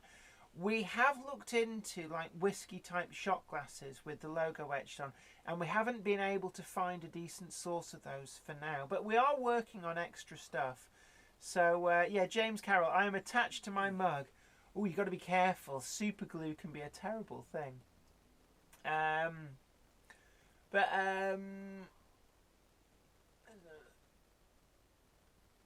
Oh, right, yeah, interesting point there. Berry120. I find it a bit much when you go to look up an advert on YouTube because you're curious, and that advert has a YouTube advert. Oh. Somehow, I'm going to have to... Are we still online? Because something's just said and something's crashed and has to close. Nothing's closed. Are we still online? Gamehammer Classic Gaming has just put up a link to. Are we? I think we're. Oh, Graham Alex, where'd you buy the mugs from? Have a look. The comment straight above you is where you go to buy the mugs. Yeah. Online with crackling. Ooh, poor it's crackling. Still crackling, and I don't know how to fix it. We're gonna have to sort that out another day. I'm sorry, guys. Yeah, unfortunately, what we'll try and do is if we can find a replacement cable, we'll replace the cable that runs from the desk to the computer, because there may be a dry solder joint somewhere. Carol Taylor, it's crashed. It hasn't. Apparently we're still online. We're testing it here. No, we're still online. Yeah. Any other questions about the Halloween layout? Yeah, Wolfie Wolf, bit of an audio buzz for a second or two. Yeah. I'll have to open this up and clean it out and sort it out, but I can't do that while you're on. We'll go through the sound desk as well with electrical contact cleaner. It is getting on a bit now. I think it's about 20-25 years old, the one that we're using here. Can I have some sage and onion stuffing with the crackling, Leslie Gilpin? Ooh, crackling is quite nice, but when you eat it, it's like, this is just pure 100% like calories. I'm too old for crackling. You reach an age where stuff like that, you go, better not. It's like But that doesn't count for chocolate sweets. Oh my word, Angus's Trains. It's $41 for one mug with postage, general sales tax and handling, and postage was $15.46. That is actually really expensive. Ooh, I'll speak to Zoe actually, because that is a lot to pay for a mug. But I don't know why they're charging that much. I don't know. It's 41 Australian dollars. I'm not sure what the exchange rate is. 20. But congratulations to Angus's Trains, 100 subs. I'm glad we can help you. Brilliant. It's always a good milestone, isn't it, when you go into 3 figures. But yeah, we all start somewhere, and I can remember when I got my first 100 subs. It's pretty good. So here's to the next 100. I'll drink to that. Oh wait, my can's empty. Yeah. No, thank you. I'm all right. Thank you. I've got to drive. Oh yes, I'll have to be good. Oh yeah. Oh, got it. What else? Stop the cats from chewing the cables. I don't think the cat gets up there. Yeah, Ham Shackleton, American export duty hits small sales hard. I don't know whether they are coming from America. Teespring. I'm not sure. Yeah, oh God, Leslie Gilpin. I paid £44 for postage and insurance to send a loco to Florida for warranty work. Ooh. Mark Rice. Hi Jen, did I see your Motel of Horror? Yeah, that was a £200 knock card kit. So it wasn't just going to go in the skip at the end of filming. It was going to be very carefully transplanted as the Bates Motel into the corner of my lair. And in some ways, it was kind of the very visible memory of that round of GMRC. Because you got the windmill. I got the windmill, yes. Yeah. I've not rebuilt it yet, but I got the windmill. Well, you got the spare windmill kit as well. Yeah, so you can effectively do 2. What else? What else did you get off the Halloween? I did that. The Haunted Mansion was about the only thing that I actually got. Oh, and I got the zombies and the funeral parlor. I think I got a few zombies as well. Yeah, and the gravestones. But the thing was, I bought the gravestones out of my own money because the supplier wasn't able to come through when we ordered them. They said they had them in stock, and then they said they didn't. Was it? No, they didn't send any for some reason. So Pat told me to go down to my local model shop and buy them, because I said, well, I've seen them in this model shop. I can buy them, and it was like the day before we were due to ship out. And he said, well, get a receipt and I'll cover you for them. So I gave him the receipt, and I never got the money for them. So at the end of it, it's like, well, I'll just take these. Teespring is California, I think. Right, interesting. What we might have to do is see if we can find an alternative outside of the US. Because they do seem to be very expensive, those mugs. And it makes me feel a bit embarrassed trying to get people to buy mugs that are $41. I don't know how the Aussie dollar stacks up against the UK pound, but that does sound really expensive. Yeah, the knock kit, I think it was one of 1,000 worldwide. So, yeah. Ian Ryan, would Dominoes have been good tombstones? Yeah, as a kid, it'd probably they'd have been massive, though, wouldn't they? Berry 120. I've still no idea why I have 2 subs. I have no videos. Yeah, and sometimes you get accounts that just sort of sub to things in the hope that you'll sub back. Warrington Train Spotters, do you get to keep the layouts or do they get broken up? Well, this one got broken up, and all the bits that we wanted were kept, and Corby and MRN or whatever, they took the boards back to their... When you think how much money went into this, we didn't actually save an awful lot. I mean, the windmill you took, the haunted house I took, the gravestones, the zombies and the funeral people, they got taken off.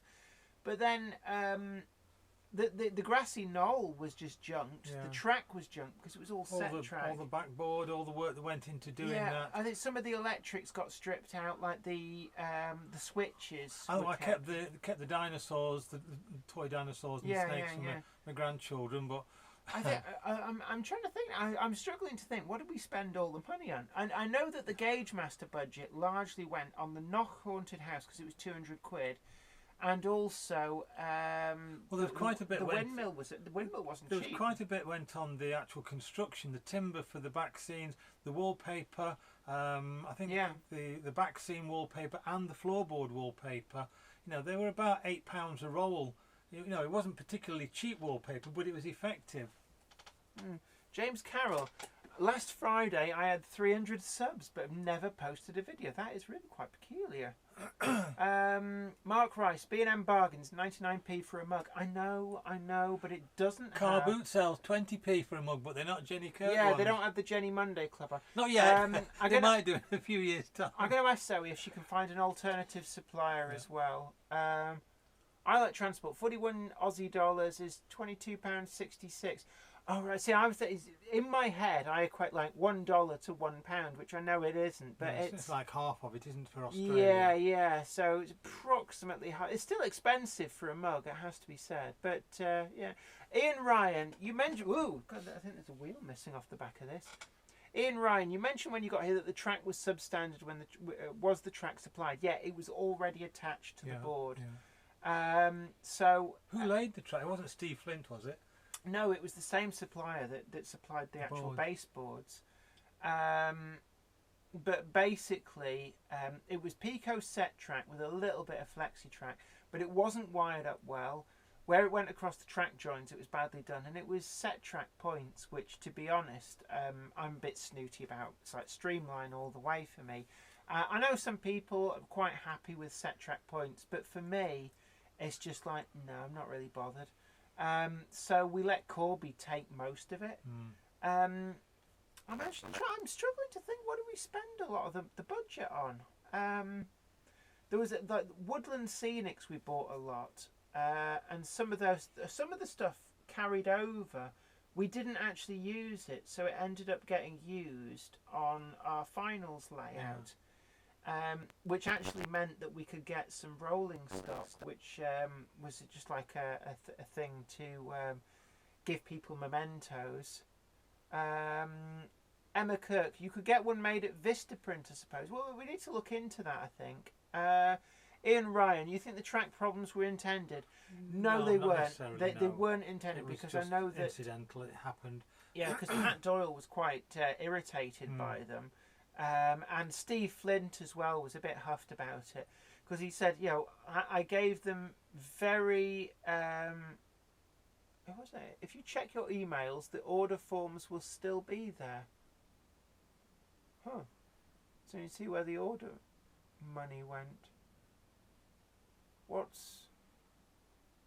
Sorry, Ian Ryan, the money went on Quality Street is my guess. Unfortunately, Nestle, Roundtree Macintosh, or whatever they're called now, was not one of the official sponsors. No. Otherwise, we would have had a big fat stack of them. We'd have had a chocolate layout. We'd have done Willy Wonka's chocolate factory, wouldn't we, instead? We just sat there eating chocolate for 2 days. Warrington Train Spotter 2778. Do you get a budget for each round? Yeah, each round had its own budget. The second round, because the track was already there, we got a slightly lesser budget for Pico stuff. Sorry, the order money for the layouts. Yeah, we never actually saw real money. It was a case you order up to a certain value. I'm trying to think what else that we ordered. Quite a bit of the budget with this one went on. We did get some Scaledale, which ended up not being used, and I think Brian had a lot of the Scaledale from this build, because they were intended to be dotted around, and we decided not to use them. Wolfie Wolf, I don't believe this. Now it's a field mouse. I will say good night now, as I can see this being a mission from hell. Oh dear. Oh my word. Well, best of luck with that. There's nothing worse than having a small rodent, because they can move when they want to, can't they? And if they get in the kitchen, behind the freezer and behind the cupboards, they chew on wires and stuff. Good luck. But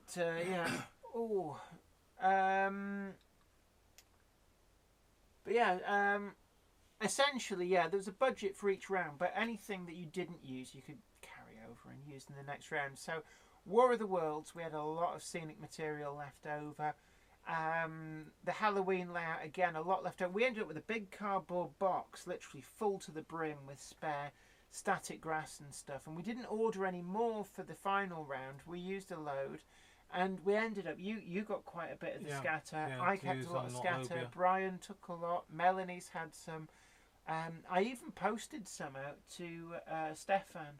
Right. So it's probably stuck in customs somewhere whilst a couple of Swedish border guards go through it thinking it looked like ganj on the X-ray.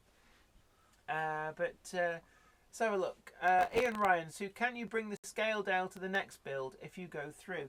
Yeah, anything that's left over you could just take through. And that's one of the ways that the rules kind of broke down. They had these rules and then didn't really fully adhere to them because there was lots of things in the rules about extra points will be awarded for like working points. But then in reality they weren't. No. Extra points would be awarded for trees that you make yourself. And then they went and penalised the loco ladies for their crochet trees, which I again highlights it wasn't just us who were getting these bizarre and sometimes a bit mean-spirited comments from the judges. This has been through all the other teams as well.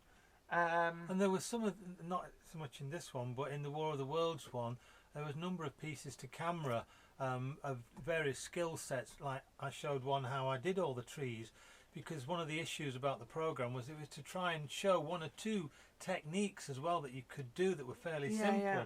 And they miss all of this stuff out. Yeah, I mean, at times obviously quite pressing, but one of the big problems is that last year that there was a lot of people saying that they wanted to see more of the nitty-gritty of the build.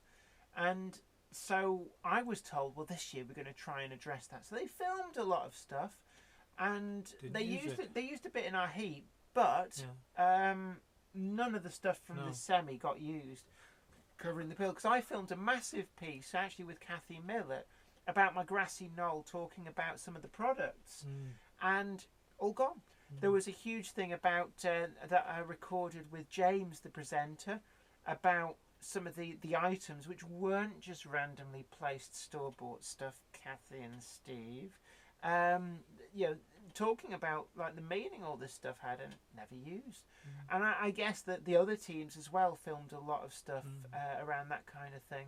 I know they have to do all the various links in between sequences and everything, the music, the peacocks, the trains and everything. But I think personally as well that some of that could have been shortened down. They could have probably got a good 5 minutes more that would have been constructive. Cutaways to the train running. There's a lot of that where you think. I know it's got to be there to hold it together, like the glues of each jigsaw. But you know, sometimes it was a little bit too long. It didn't need to be quite as much. No. Angus's trains. Jenny, have you seen my T-shirt? I haven't. No, actually. I've been very busy this last week, so I haven't had a chance to look at a lot of videos of people I'm subscribed to. Andrew Whiteman, hi guys, nice to see you get through, thank you very much. And Leslie Gilpin, yay, crochet trees. Yeah, I think Kathy misjudged the mood on them quite substantially because a lot of people have been coming out in support for them. They always remind me a bit like the Beatles' Magical Mysteries Tour or Yellow Submarine. Yeah, and maybe that would be a lovely theme to do, like a psychedelia layout, and the crochet trees would be a remarkably good piece. Ian Ryan, I've noticed provisional points in early rounds that may be changed. I've never seen an amendment to the original scores. Well, we have issues with this because we were tying in the first round on creativity 8 points each with Grantham. And yet, when the final scores come through, miraculously, Grantham have still got 8, and we've been deducted a point. I know that was very mean, and for no reason explanation. At all. See you later, Angus's Trains. It was really good to see you, and thanks for supporting the channel by buying the mug. But we're going to try and have a look and see if we can find a slightly more cost-effective source for mugs and stuff. So keep your eye out, and also hopefully you might get some T-shirts. But yeah, thank you very much. You're very much welcome. Thanks for the great live stream, Angus says. Andrew Whiteman, how long do you get to design a track plan, or is it all on day one? Well, in the War of the Worlds, we had a while to plan the track plan, and then we had to send it to the TV company so they knew what it was. And once they'd got the plan that we were working to, and we couldn't really alter it very much. With this one, the track plan was already down. Every team had exactly the same. So that was making everybody even when they started off.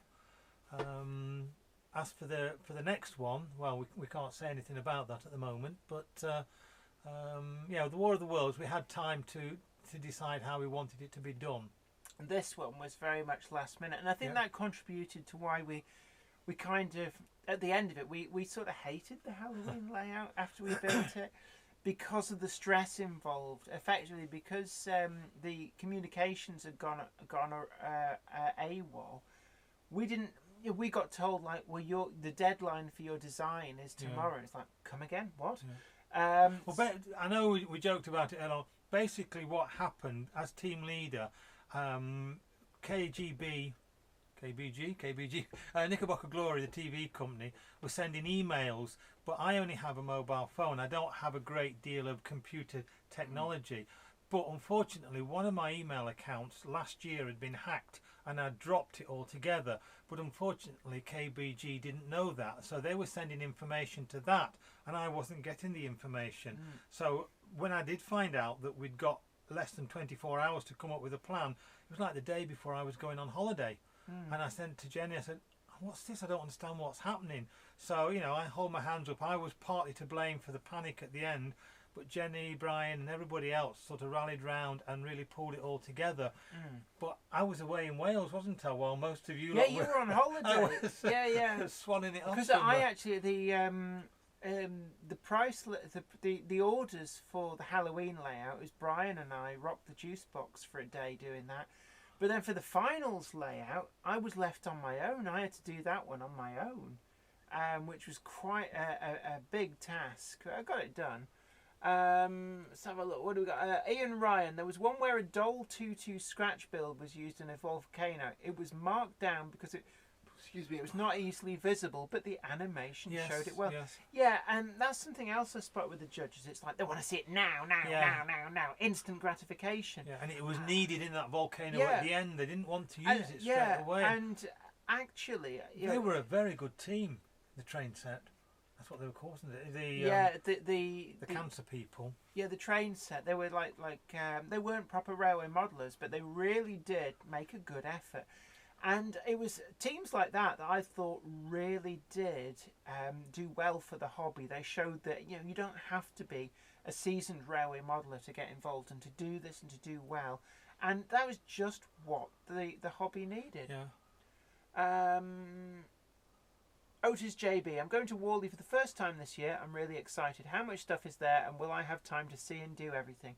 If you're only going for one day, you will struggle to see everything. It is huge. I believe it's the biggest show in the UK.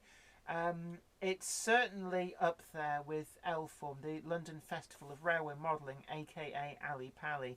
But it is huge. And when I went, I did it in just one day. I turned up at doors opening and didn't leave till chucking out time. And I still didn't see everything. And you end up, no matter how much you go around and see and film, you start seeing people's YouTube videos online, and you go, I don't remember seeing that. But yeah, essentially, make the most of your day. Rock on. It's a really good show. I like transport. You just revealed something you shouldn't have, or at least I think you did. No, we didn't. Well, everybody knows that we got through to the final now. And somebody's just said up there about the router. I don't know how you go back to one. Oh, about the microphone? Yeah. Sound in your live stream is always a bit variable and often too quiet. Can I suggest a wireless lavalier microphone? You can get one for about 40. Part of the problem, we've got a Behringer microphone just up here above the monitor. And part of the problem is me leaning around or actually talking in a different direction, which is a bit of a problem. Logan Clary, did the cameras ever knock any bits of scenery? Very, very occasionally. The biggest problem was with the camera train being out of gauge and getting knocked off the track by hitting something. But by and large, actually, the film crew were very, very professional and good. They knew what they were doing. Warrington Train Spotter 2778. Who comes up with the idea for the themes and how much notice do you get? The TV company gave the basic, the classic books. And We just got given the theme that was the name of the episode. So like ours, classic books or monsters, myths, legends, and fables. And then it's up to you to come up with your layout theme, and you have to come up with a design and a theme, and then it gets either greenlit or kicked back by the TV company. And part of that's to avoid like everybody rocking up and going, "Oh, we're all building War of the Worlds." It's like, "Oh no, you're not." But whilst we had a couple of months to plan and build War of the Worlds, we had like literally days to plan the subsequent ones. Yeah, Leslie Dickinson, I agree the variation with the judging scores sometimes gets a bit irritating. Yeah. We've noticed as well that Steve Flint, he seems to be kind of the good guy, and Kathy seems to be like the bad guy. It's like they're playing good cop, bad cop. Steve sort of talks the layouts up, generally speaking, to a, I'm going to give it a 3 or I'm going to forecast a 4, whereas Kathy seems to talk it down that it's only worth a 3. I mean, at the end of the day, a 3 is a 3, but it's just the way that it's the way they're doing it. Presented it. Steve will say, like, well, I like this, like, I'll give credit for that. I like this, I'll give credit for that, and they're doing really well with this. So his sounds like a very positive retort. Yeah. Whereas with Kathy, it's almost like she starts at full marks and starts taking things off. Like, oh, but they've done this wrong, done that wrong. So I'm only going to give them a 3. And quite often when you look at it, they might give them the same score each. But Steve is positive and Kathy is very negative. I like transport. Oh, sorry, I must have misheard something you said. I think you did. Robert Scott, you really have some stamina. You just kind of get in the zone, blinker vision, and get it done. I think afterwards, I had a couple of days either side, of each episode, both to prepare and to actually sort of unwind afterwards. Kathy seems more about realism. I don't know. I think all over the show. She is a little bit. Yeah, I think one of the bees in the bonnet that they've had in this series is about animation. That seems to have been the big, it's got to have animation. It wasn't always about the realism of the railway. It was the kind of gimmickiness that could be brought into it. And maybe one of our drawbacks is that we didn't have enough animations, but we were concentrating on trying to make what we had work effectively and to look good. And it's down to time. You just do not have enough time, even though there's 6 of you working on it. In our case, there wasn't always 6 working on it, but generally speaking, 6 people working on it. In 24 hours, there's only so much you can do. Yeah. So, plus, like paint doesn't dry any quicker. No. But Richie even if Tim watches it. Richie War Department 1915. Jen, you should be a judge for next series of GMRC. I've told you before, I auditioned for, I put my name forward and I did a Skype audition for the judging role. But unfortunately, I can be a little bit modest at times and I didn't sell myself as well as Kathy Millett did. I also had a friend, Nick, what was his surname? Oh, we did this last time and I found that he was in the same tent with me in Scotland when we Nick, did somebody or other. He also went after it and he did better than me because he did the Skype interview, bug me that now. got through and then did a screen test down in London. So they could have had me, but they turned me down in favour of Kathy Millett.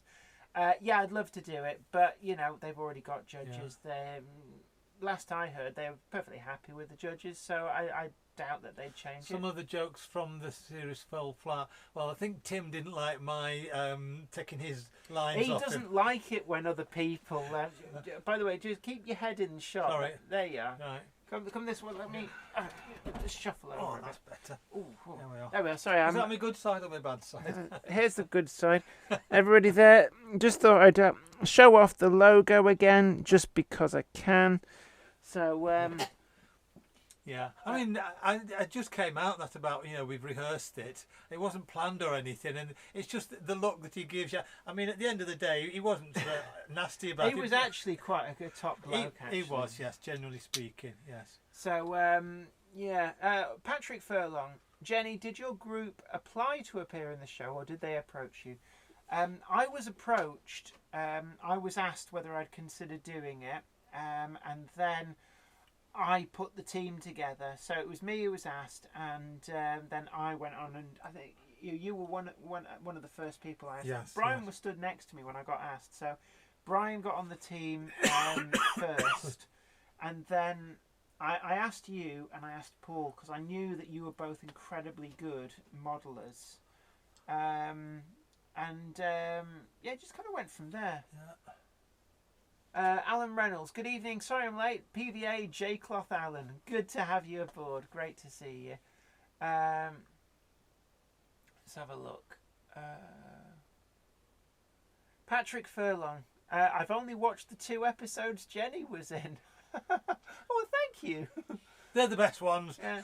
No. Limo Chairman 1. I see half of what's at exhibitions as I'm in a wheelchair. The one I've been to most must have noticed more people in chairs, etc., as I did notice more lower exhibits earlier this year. That's good. I know it was a big bugbear probably about 10 years ago, where you'd have exhibits were getting higher and higher to be at standing eye level. But there was a big criticism of this because not only people in wheelchairs, but also small children, and it was very off-putting. And I remember going to one exhibition, and they had one model layout that was, I'm tall, but it was up at my eye level, and the operators were sat on, they had like a raised wooden platform that they then had their stools on so that they could look over it. And I thought, come on guys, you're having a laugh there. I like transport. It's not good when layouts are viewing angle for short people either. It's good that they're lower. Yeah, very much. At the end of the day, tall people can come down lower, but short people, kids included, is a bit more difficult. Having these super high layouts, I think it's just a little bit sort of snooty and exclusive. It's like, oh no, we don't want short people to see our model.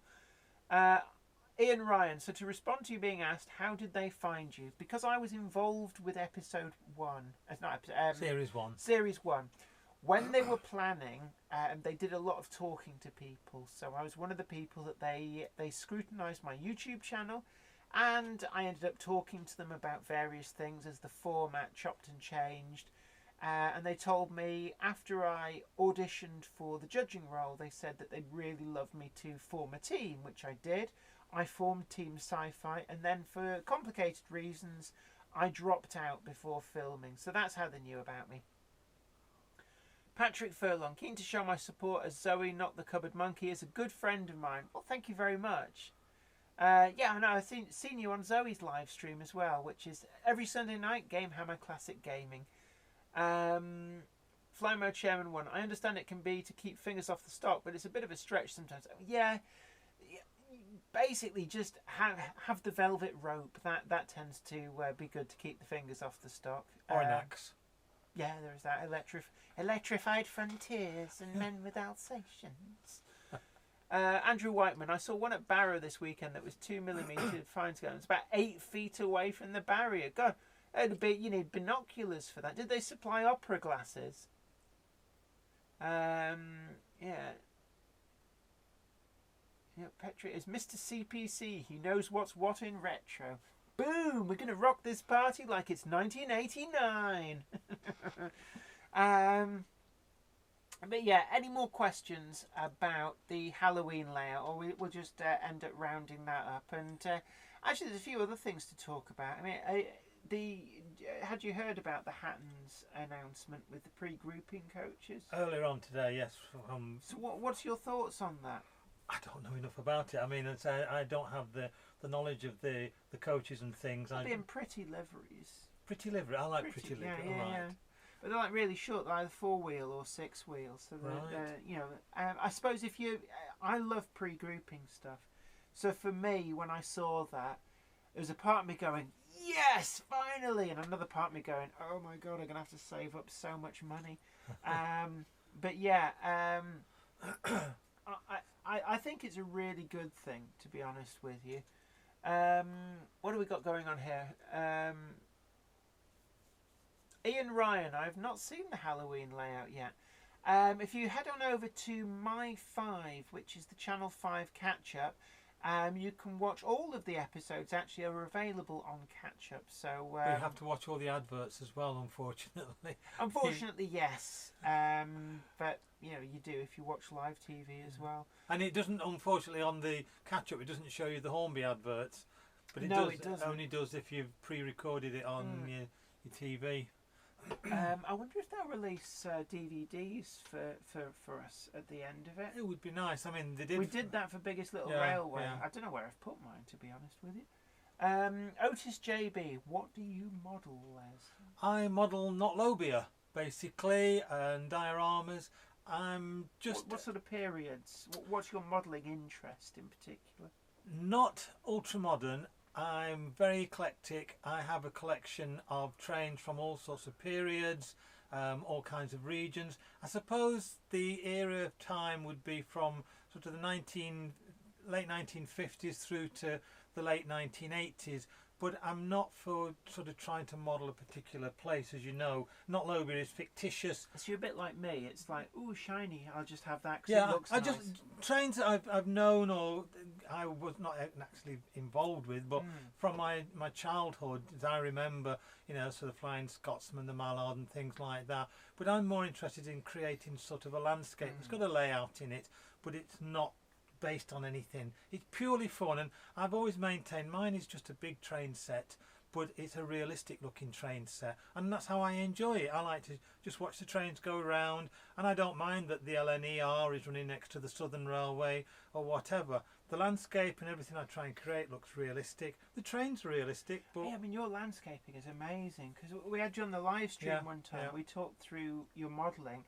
And the biggest, people were remembering for weeks afterwards, going, I loved that you know, the look in depth, because we had the pictures up of your models, and then you were talking through, and that worked really well. We should do that again at some point. Warrington Train Spotter 2778. Do you think we will get a third series? I think so. I think there's a good possibility. I think GMRC is the sort of thing that could probably run for like 8 or 9, even 10 series or more. I think they've got a good base format. It will always get a little bit of refining, but I think that it's certainly going to become a yearly thing for at least a little while. It's certainly doing great for the hobby. Well, one of the things that we discussed offline, as it were, some time ago, is the Scratch Build Challenge. That needs looking into. It doesn't need dropping, it needs keeping, but it needs to be adapted. Maybe the title of it is wrong because it's not scratch building in that true sense, but we think personally that the marking would be more conducive to the contestants if it was done as a split point system where the winner gets 2 points, the one that's next best gets 1 point, and then naught. So it's split, because on some of the rounds it tended to be those that won the scratch build, it was enough to give them the win in the whole of the competition. I think only one heat where the actual winner of the heat didn't win the scratch build, but everybody else, only because we won the scratch build in our heat, but we won by enough points even with that taken off us. But it's when we won by 2 according to the scoring. Did we? I can't remember. So we would have drawn without it unless the one that drew with us. If actually no, because they were 2 points behind us, and then the one behind them was 1 point behind. So actually, I think that whoever would have won the scratch build would have won, or would have had a draw. And there'd have been something like a scratch build off, like a scratch build death match. I think they need to look into it, and I think the scoring needs to be looked into and explained a lot better than it is at the moment, because it's very erratic. And it's like I said before, it needs to be much more objective with the judging rather than subjective. Because at the moment, you've basically got 2 people's opinions. And then they change the marks and everything. sort of willy-nilly in many ways. Yeah, it does seem to be just sort of like yeah, I feel like giving you a 4. Yeah, there's a lot of people there saying it's certainly got legs.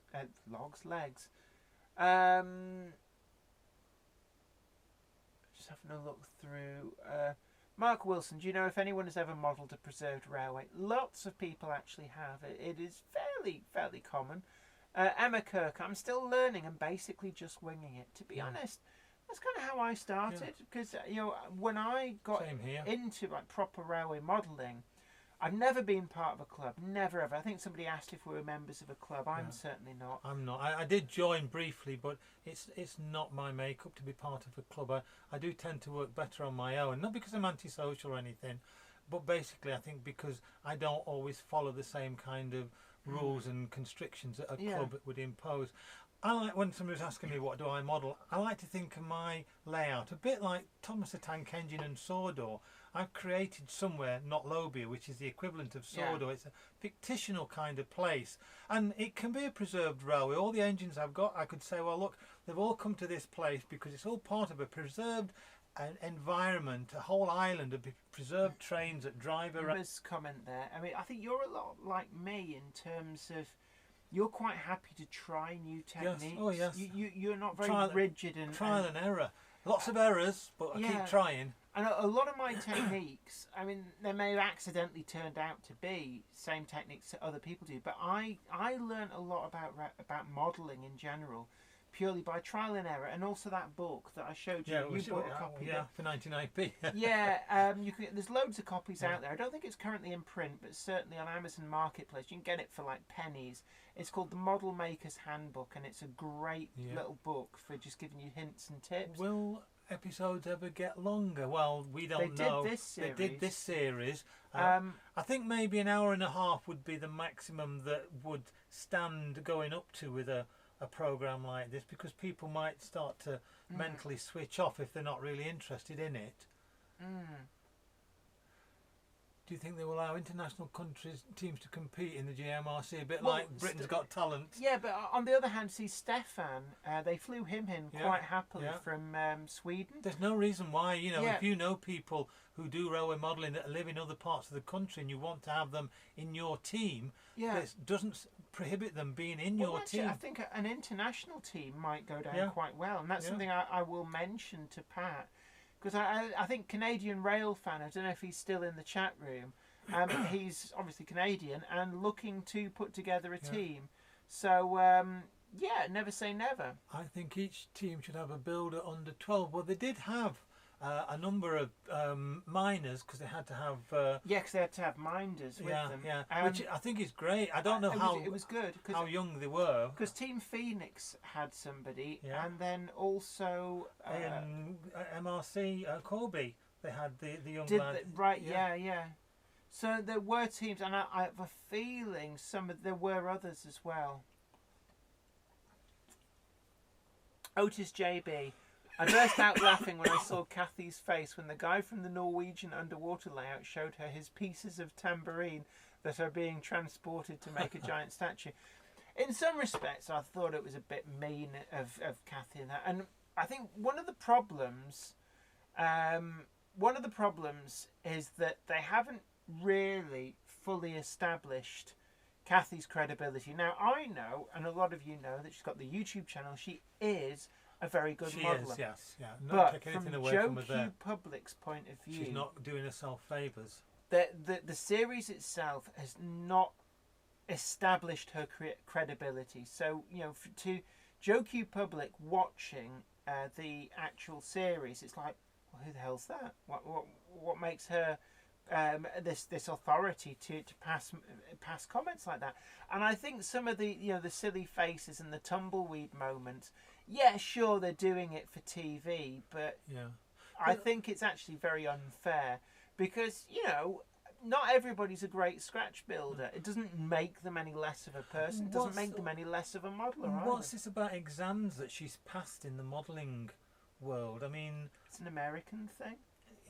I'm not sure how it works, but It is an American thing. Anybody can apply for them, and I'm not quite sure how it works. I think you kind of have a piece that is peer reviewed and judged, and then if it comes to a certain standard, then they award you this kind of accreditation. Right. But yeah, you know, I'm not saying she's not a good modeler. No, I'm just saying that. I've watched lots of her YouTube things, and yes, they are. But what I am saying is that the series has probably not done her justice in kind of demonstrating how good she is, and I think that would have helped. I think if they'd have demonstrated, even just as like a little cutaway, it's like, you know, Kathy at home with Kathy. Here is her modelling. Look at her model. Yeah. You know, you even just need like 20 seconds or something. That's all it would have taken, and I think it would have been bish bash boom. Like, yes, credibility established. Otis JB couldn't agree more with me, because he, like me, something he likes, he will buy it. Do I have a favourite loco? Not specifically. I mean, I have a variety. I wouldn't like to sort of pinpoint an exact one. I've got some diesel engines that I like. I've got some ordinary little shunters. I've got the traditionals, the Mallards, the Britannia, the Flying Scotsman or Spooksman. So there's lots that I like, but I can't honestly say I've got one that's a favourite. Egg and Chips Man, it's an interesting comment. Will steam be banned by the CO2 limits? I wouldn't think so. I think that any government that tries to ban preserved steam lines is on a hiding to nothing. It really, you know, they're saying that. I think there was people who said that a smoking ban in public places would never fly, but it did. But I think that, you know, in terms of a heritage thing, my gut feeling is that no, but there might be a case that in the future they can develop fuels which are carbon neutral for them. I don't know, it's an interesting question, but who can say? Leslie Galpin, haven't you all realised we are YouTube Modelers Club members? I guess we are in a way. It's like a modelling club where you don't actually need to pay membership fees. I'm all for that. Yeah, Leslie Gilpin, NMRA have a master modeller scheme. I think it's something like that is where the qualification comes from. Oh, I like that. Yeah, Game Hammer Classic Gaming. Please tell me the international team would be International Rescue. Yeah. I think so, yeah. Somebody else, it's gone off the top, suggested another name as well. Thunderbirds got up and went. Yeah. I like transport. I can't be sure, but from what I heard, the minor on Team Phoenix was over 17. I'm not sure. I thought it was 16 was where they had under 16s had to have a minor, but is it under 18? I can't remember. Mark Wilson, how did you get on in the final? Nudge, nudge, wink, wink. Well, it's still nudge, nudge, wink, wink. We can't say any more. Yeah, you'll have to watch it. You'll have to watch. Not next week. Next week will be the all gripping semi-final part 2, where 3 teams will be going head to head to see who are the 2 that will be going through to meet Rail Riders and Team Grantham in the final. You got the part. Yeah, I know. I used to do radio for a living. That's why I'm quite good at this. A friend of mine said I've got the face for radio, so I'm not quite sure whether that was an insult or a compliment. I used to say that quite jokingly when I worked on radio. So I've got a perfect face for radio. Emma Kirk, my layout, Yonderland Woods, was inspired from the TV programme. Oh, brilliant. Yes. I made Nissan huts from Smarty tubes and chimney pots from cut-up cotton buds when I was short of money. Brilliant. Yeah, and there's all manner of everyday household things that you can use that save you a fortune. Yeah. And here, top tip from me, because it's what I do, for ballast and also for scenic material, fine kiln-dried sand. Get yourself down to a builder's merchant, somewhere like B&Q, buy yourself a big 10-kilo bag of that. It'll cost you about £4, but that sand will go a long, long way. You can use it as ballast. I also use it as part of the ground cover process. But I think in some ways that's what the Scratch Build Challenge is trying to open people's eyes to, that you can repurpose things. All you need is a good imagination. Mark Wilson, how did you get on in the... Oh, sorry, we've just read that. Yeah. Warrington Train Spotter 2778, how big is your layout, Les? It was 600 square feet. It's a lot. It's a lot, about 30 by 20-ish. But at the moment, there's nothing, because it's all being dismantled and I'm hoping to try and build another large railway when I move house and when my business closes down and I move elsewhere. But at the moment, all I'm doing is building dioramas and small 4-foot by 2-foot sections. But I'm a bit restricted to do anything because the future is a little bit uncertain. I will be getting back into model railwaying, but at the moment everything is going into boxes, being wrapped in bubble paper, and stripping down the old layout, saving what I can, and getting it ready for storage and transport. So, Game Hammer Classic Gaming, DJ Polygon. That's a bit of an in-joke. When I ran a station called Purple FM in the very late 90s, I can remember, it's a true story, myself and the studio manager were at his house and we were listening to the radio on FM as it was, and it must have been about 2 in the morning, and this presenter came on and says, "I am DJ Polygon. I would tell you my real name, but I'm afraid my fans might mob me." And like dance music thing going on, and he kept up this persona of DJ Polygon for 3 hours, and we laughed ourselves senseless, but to this day we still don't know who on earth it was. What's that? You were coughing, so here's some Coke. It's Coke. It's Right. It's Thank not you. wine. Thank you. I was thinking like wine. I've had beer. Oh no, wait a minute. Beer then wine, and you'll be fine. Wine then beer, and you'll be queer. Turns you gay, kids. Yeah, wine then beer and you'll marry a lesbian. Yeah. In case anybody didn't know, me and the cupboard monkey are actually married. There's the ring. They matching. Yeah. If you liked it, put a ring on it. Ring on Put a ring on it. I did. Technically, I like transport. Technically, they could have an electric steam loco. Yeah, I think the Swiss experimented with that, with a pantograph on a steam loco. It's like a big kettle. Yeah. I am going to have to ask permission to go home to my we're gonna round this up. But Ritchie War Department 1915. I'll be there and meet up at Worley this year. I'm just hoping that the YouTube meetup will take place on the Sunday. Please, please, please, because I would like to go along. Because I've not managed to get to any of these YouTuber meetups, and I think it would be grand. But I can only get there on the Sunday. Ham Shackleton. Hornby did for a while their live steam engines. I suspect that they were just too expensive. The thing about diesel, somebody said, they're banning diesels. You can run a diesel engine on vegetable oil. So actually it's just down to changing the fuel. And you could argue, changing the fuel is what you need to do. You could make coke pellets to run a steam engine on, but you could make them from wood, for example. Yeah. There's ways and means about changing the fuel if you really needed to. Mark Wilson, did you get married in the cupboard? No, I got married at the Last Drop Village, actually. Otis JB, I like trust that they already have due to a shortage of coal in World War II in Switzerland. 2 steam shortages. Oh, we're talking about the electric ones. Right, we're going to have to round this up because Les has to get back because the domestic authorities will be questioning where he is.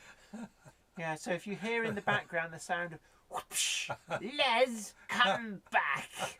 Whoosh. If I turn up with a bruise on my head from the rolling pin. Oh, that was that always used to be like Les Dawson gags and stuff. Oh. No, she's lovely, my wife. So well, yeah, of course. She's been down in Malvern, because my other daughter gets married next year. So they've been sorting out wedding planning, dresses, and this, that, and the other. Right. Well, we're gonna round this up. It's been great for it's been great to have you all along. I'm not sure actually how many people have been on the live stream, but we're getting a good following. It's really great to have you all along on the Jenny Monday Club. Don't forget that if you were feeling rich and want to get yourself an exclusive Jenny Monday Club mug, head on over to Teespring, and also on Amazon Marketplace, Amazon itself, and also allmousemedia.com. You can pick up some of my amazing sci-fi books and also my comic collections. If you go to alloverthehouse.net and knobmouse. It's either net or com. Have a look. If you find a comic, you're at the right one. If you find porn, then it's something else. Can I ask if any of you want to have a look at my Facebook pages? I have a number of them. Oh yes. One is called Not Lobia, One is Notlobia and Gardenia. One is Friends Who Like Notlobia. And then I've started another one which is Les Cliff Dioramic Artist, because that's probably one of the directions I'm going to be going as I move into retirement. So have a look at those out, you know, check them out, give us a like, ask questions and follow me on there. Hopefully Jenny will invite me back many more times on here, because I'd like to always to welcome develop back this as because well. you're always a great guest to Thank you have very on. much. So and it's good to put 1/3 of Team Rail Riders back together. So there we go, our lovely logo. Mine as well. Yeah, there's where do I go? They're customised as well, actually. So the camera's there. Oh, right. So if you look down there, you can see what's actually on mine screen. says team leader, but basically, Mine even says though I was team classed member. as team leader, Jenny was equally a team leader. I was the 2IC, the XO. So a bit like you were Captain Mannering and I was Sergeant Wilson. Don't tell him your name, Pike. Yeah, so don't tell him, Pike. Pike, your name is going in the book. Anyway, look, it's been great to have you. Oh, that's probably the domestic authority. Where are you? Got back. It's cold pizza in the oven and you're not here. Cheers, everybody. It's only Coke. But yeah, look, anyway, you take great care of yourself. Don't forget that coming up in the week, we've got some great videos going up for Wednesday and Friday and Saturday. And, I almost forgot, tomorrow I am going to the product launch, all new product at the being launched at the National Railway Museum in York. So if you were also got an invite to go, it's with Daypol, Rails of Sheffield and the NRM. Then feel free to say hello whilst you're there, and we'll be bringing you all the news, hopefully for the Wednesday video.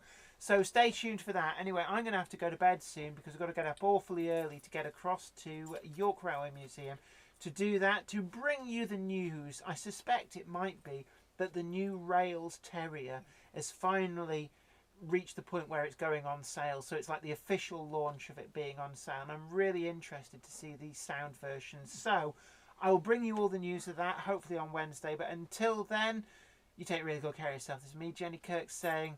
Me, Les Cliff, saying... Bye for now. Bye-bye.